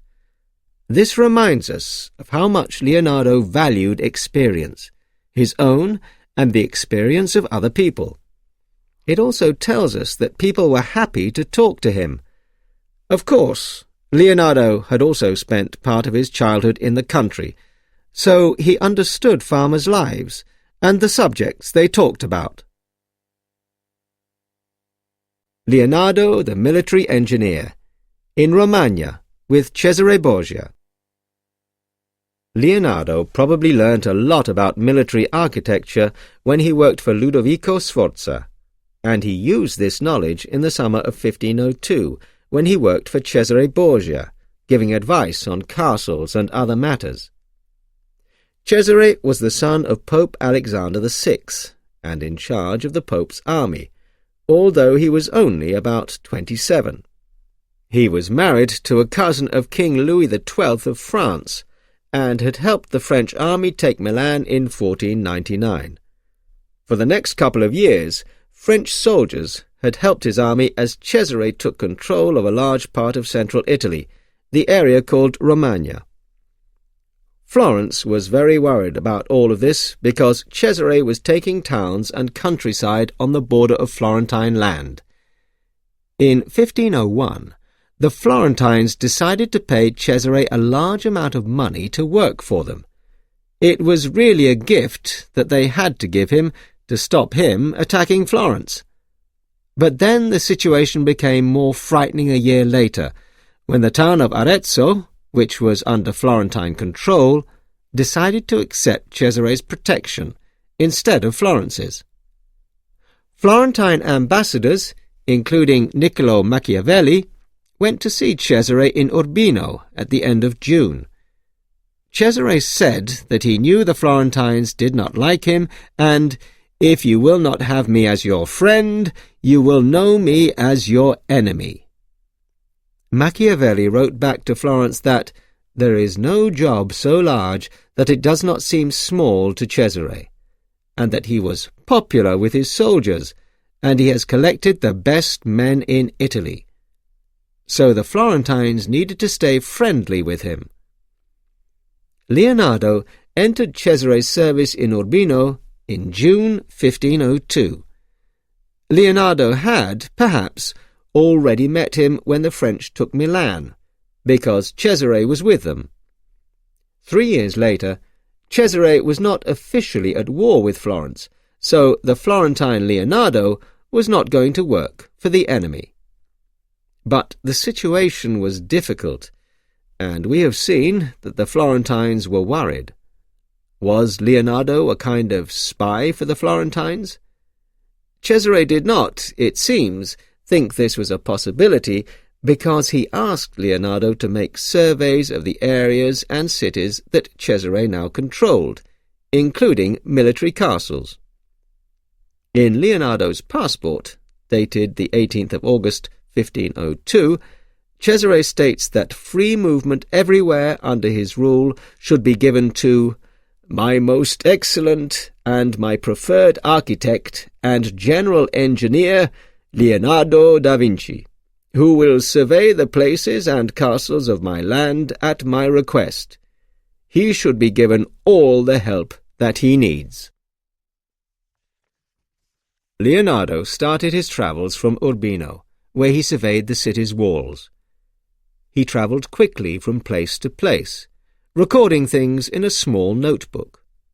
He also drew, or noted down things that interested him which sometimes had no connection with his job.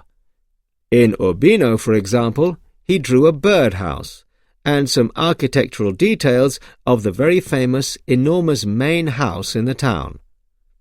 He travelled from Urbino to Pesaro, and then up the eastern coast of Italy to Rimini, where he noted the musical sounds that came from a fountain as a result of water falling in different ways.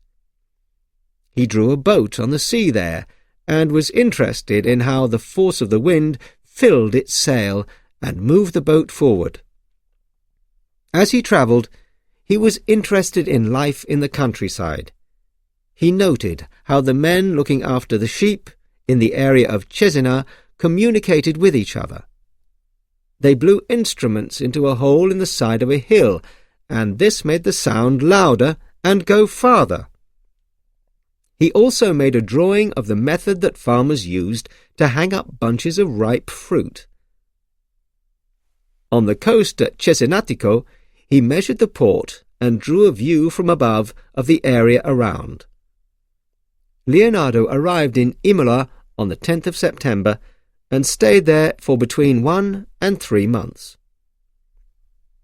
While he was in Imola, Leonardo surveyed the city very carefully and drew a complete map of it, which you can see above.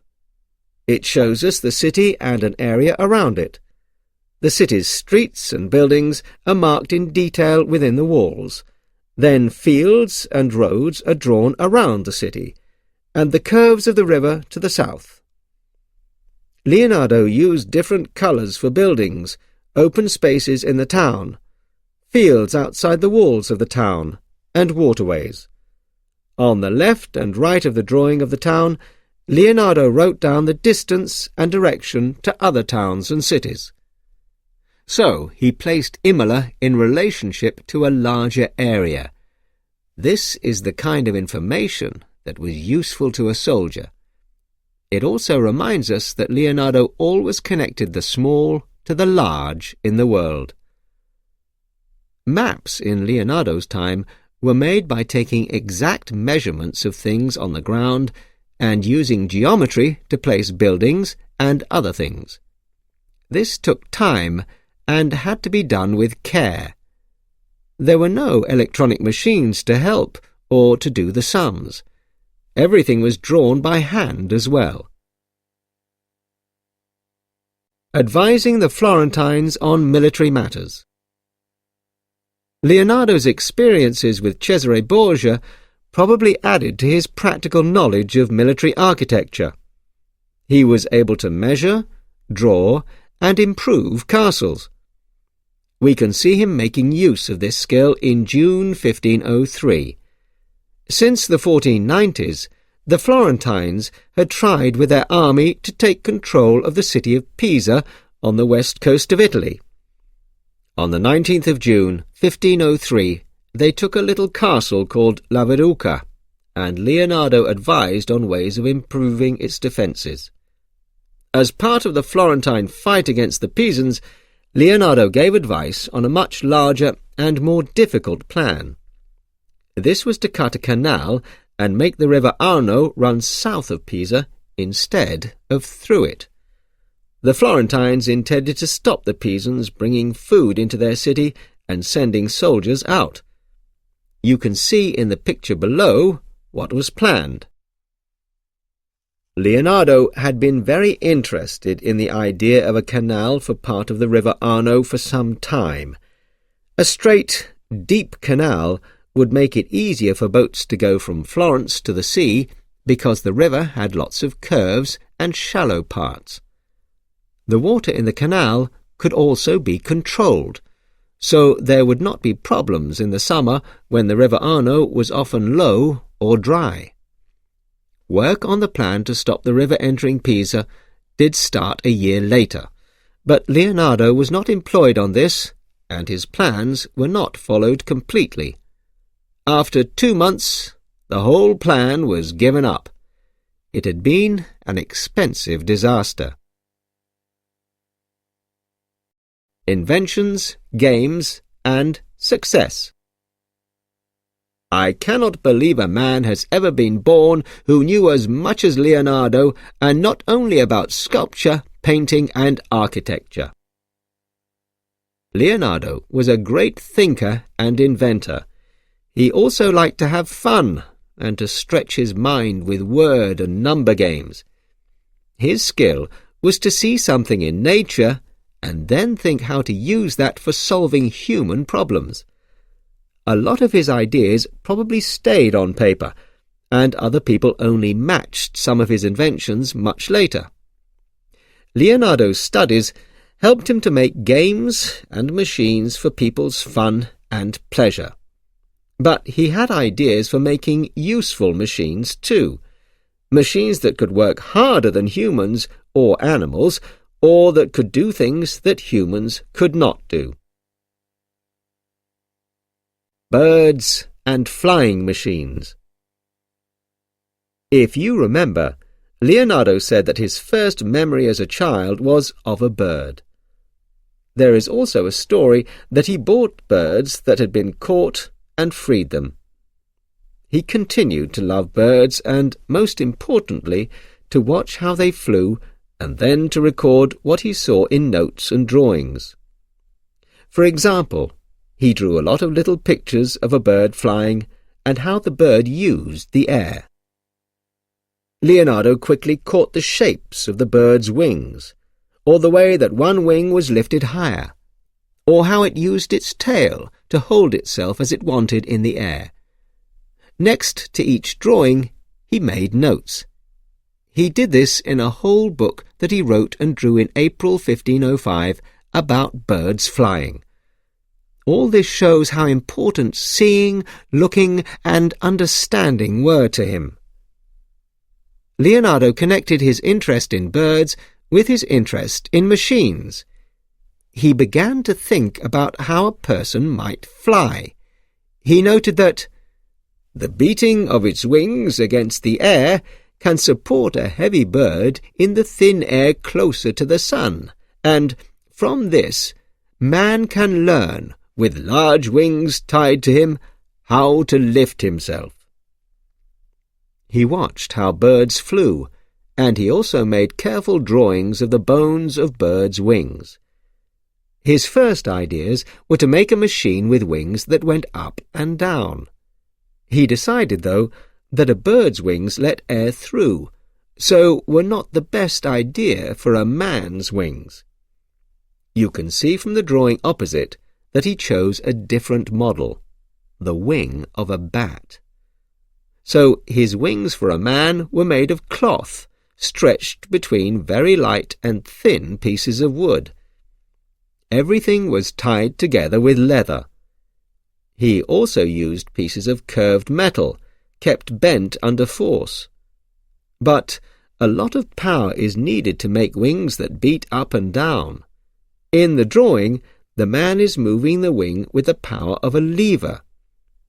This is much more than the normal strength of a man, but even with a machine to drive levers, it is not possible, without electricity, for a man to make a wing like this work in the air for very long. So Leonardo thought of fixed wings. This means, though, that you could only fly from a high point to a lower one. We are not sure if Leonardo made any of these machines full size. To test flight, he wrote, "The machine should be tried over a lake. You should carry a leather bag full of air tied to your waist, so if you fall in the water, you will be safe." We do not know if Leonardo or any of his assistants ever did try this. This kind of fixed-wing machine was not made well until 1920. In the late 20th century, a full-size copy of one of Leonardo's flying machines with fixed wings was made for a TV program. The machine flew farther than the first flight by the American Wright brothers aeroplane in 1903. This was not very far, maybe, but it shows how nobody came close to matching Leonardo's ideas until almost 500 years after his death.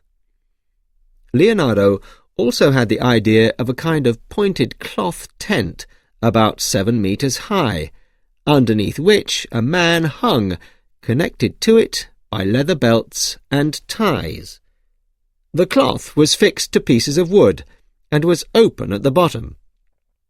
If the man then jumped off a high place or building, the cloth filled with air and supported him so he fell gently. We now call this a parachute. The first parachutes were made in the late 1700s, although they did not follow Leonardo's model. Machines for moving through and under water. Leonardo was interested in movement through air, but he was also interested in movement through water. We saw in Chapter 2 how he connected the shapes of water with the shapes of hair and knots, or the form of the veins in the body with the shapes of trees, or the movement of water in rivers. He also compared the movements of birds through the air and fish through water. He thought of making a boat that was moved by wheels at the sides that had boards on them.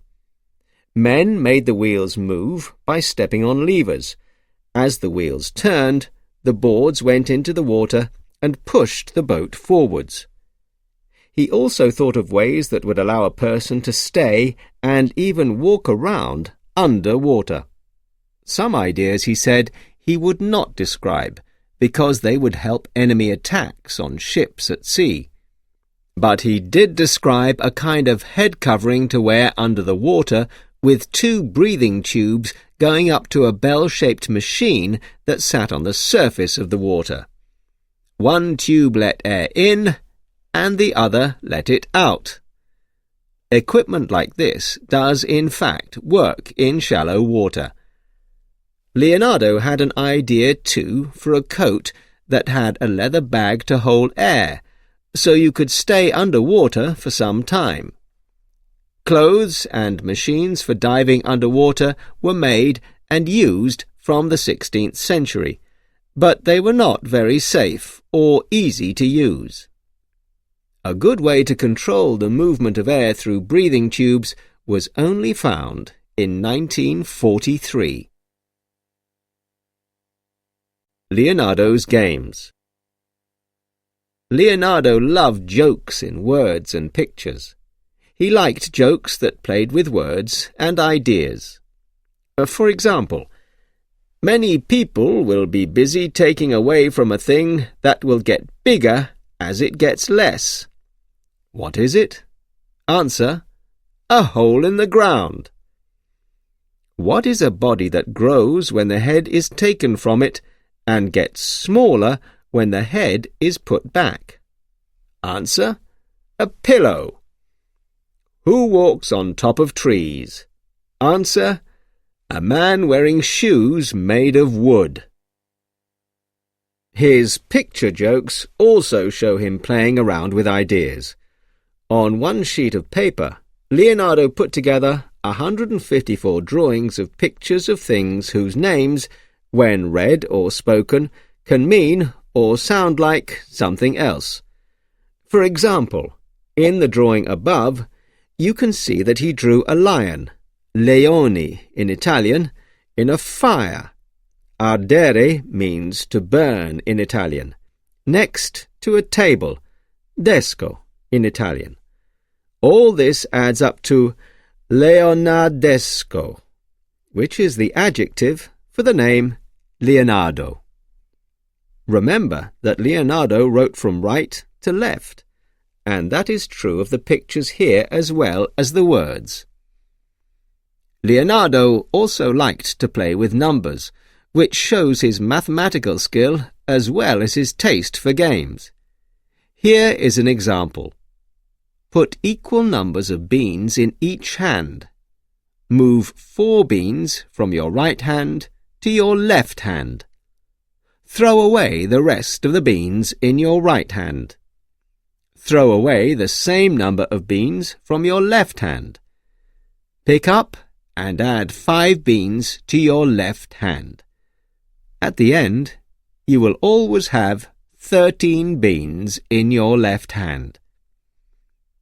His practical scientific interests and abilities also helped Leonardo in his life at court. He was asked to make all sorts of things to amuse people. He invented a machine that played bells. He had an idea for a clock run by water to help you to wake up. When it reached the right time, the feet of the person sleeping were pulled up into the air. He was a chemist because he could turn white wine into red. He also had clever ideas for hidden fountains in gardens that shot water into the air when you stepped or sat on something. People at court lived a very formal life, and so they enjoyed these kinds of jokes in places like gardens where they relaxed. Leonardo knew how to make machines that moved, and he used this knowledge for special occasions. He probably made a machine in the shape of a lion that was used by Florentines in Lyon, France, in July 1515 to celebrate the arrival of the new French king François I. They chose a lion because it was a symbol of Florence. The lion walked forward a few steps, which was a little frightening, but then its chest opened to show lots of fleur-de-lis, a flower that was symbolic of both Florence and France. So, the whole thing was a friendly joke. Leonardo's ideas, looking at and thinking about the world. It has been suggested that Leonardo's character stopped him from finishing anything. Because he was interested in so many things, he always wanted to discover and know everything. A sign of this is that Leonardo wrote and drew different things on the same sheet of paper or in the same book, even if he started by intending to think about only one subject. In one collection of notes he wrote, "Reader, do not be surprised or laugh at me if here I jump around from subject to subject." Leonardo did not go to university and felt the need to defend himself against people who might criticize his ideas because of this. He wrote that readers of books often know only other people's thoughts instead of having their own. Experience is the teacher of all who have written well, and so, as it is my teacher, I will use it and talk about it all the time. In fact, though, Leonardo read books of all kinds, probably some in Latin, but more in Italian. Around 1495, he listed about 40 books that he owned. This was quite a lot for that time. He also used libraries and the collections of people he knew. Success and rewards. It perhaps suited Leonardo to work for a court instead of painting pictures or planning buildings for lots of different people. But when he worked for Ludovico Sforza, he was not always paid regularly. There are letters from him to Ludovico saying that his situation was difficult and that he had to do work for others to have enough money for himself and his assistants to live. He was always careful, though, to make this sound like the fault of Sforza's officials, and not Sforza himself. In one letter he wrote, "If you were told that I had money, this was not true. I had to feed 6 men for 56 months and have had 50 ducats from your officials." This was not enough money for all his costs. He was not always paid on time by Ludovico Sforza, but he was rewarded by him. On the 26th of April 1499, Ludovico Sforza recorded the gift to Leonardo, most famous Florentine painter, of a large garden just outside the walls of Milan. It was about 200 meters by 50 meters in size. Leonardo thought its value was about 1,931 ducats. This gift was in recognition of Leonardo's wonderful and clever works and his most unusual abilities. Ludovico said that Leonardo was free to build there if he wanted to, or to use it as a garden. It was not far from Santa Maria delle Grazie, the monastery where Leonardo painted the Last Supper. It was also near the house of Galeazzo Sanseverino. It was perhaps in Galeazzo's stables there that Leonardo had looked at Galeazzo's handsome horses. Leonardo lost this garden when the French took Milan, but it was given back to him by the French in April 1507. This is the garden that Leonardo separated into two parts when he died. Salai had already built a house there, which Leonardo gave to him. The other half Leonardo gave to a servant called Battista de Villanis. When Leonardo was working for the French in Milan, he was paid very well. Charles d'Amboise probably gave him gifts too. King Louis XII also allowed him to receive the taxes paid by the users of a canal in Milan. When Leonardo moved to France, the French paid him even more money. By 1517, he was receiving 1,000 écus a year, and he was given the title First Painter and Engineer and Architect of the King. The French government also paid Francesco Melzi and Salai, who were living with and working for Leonardo. One clear sign of François' pleasure was the gift of the house at Clos-Lucé, and the fact that it was close to François' own house in Amboise. You can see a picture of it below. It had been built only about 20 years before Leonardo received it. From all this, we know that François I had a very good opinion of Leonardo and wanted to keep him in France. In the 1540s, 20 years after Leonardo had died, François told Benvenuto Cellini, another Florentine artist who came to work for him in France, that "I cannot believe a man has ever been born who knew as much as Leonardo, and not only about sculpture, painting, and architecture. He was also a very great thinker." François also liked Leonardo.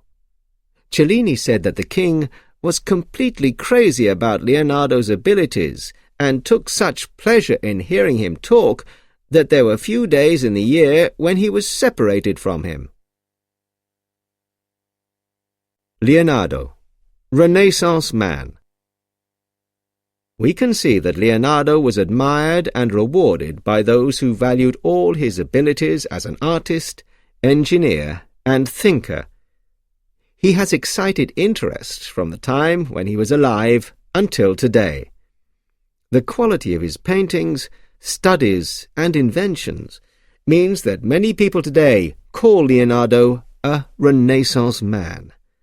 They mean that he had such great artistic and scientific abilities that he brought together in one person much knowledge and many different kinds of ideas. His ideas and interests stretched from the useful to the beautiful. Leonardo's work has also received unwelcome attention, though. In 1962, a man threw a bottle of ink at a very large drawing by Leonardo of the Virgin and Child with St. Anne in London's National Gallery. Fortunately, the bottle did not break, and after that a sheet of glass was put up to protect it. But in 1987, a man took out a gun and shot at the picture. At that time, the drawing was thought to have a value of more than $35 million, and the man knew that it would be a big news story. The force of the bullet meant that glass damaged the picture. There were about 60 very small pieces of paper to fit together, and it took more than a year to repair it. In the end, only about 1 square centimetre of the drawing was lost. Leonardo's paintings, his drawings, and his ideas continue to give people pleasure and to make them think. Although he only managed to paint a small number of paintings, he is still one of the most famous painters in the world. Many people even want to see works that he did not finish, like the painting of the Adoration of the Magi in the Uffizi Gallery in Florence, which Leonardo began in that city in March 1481.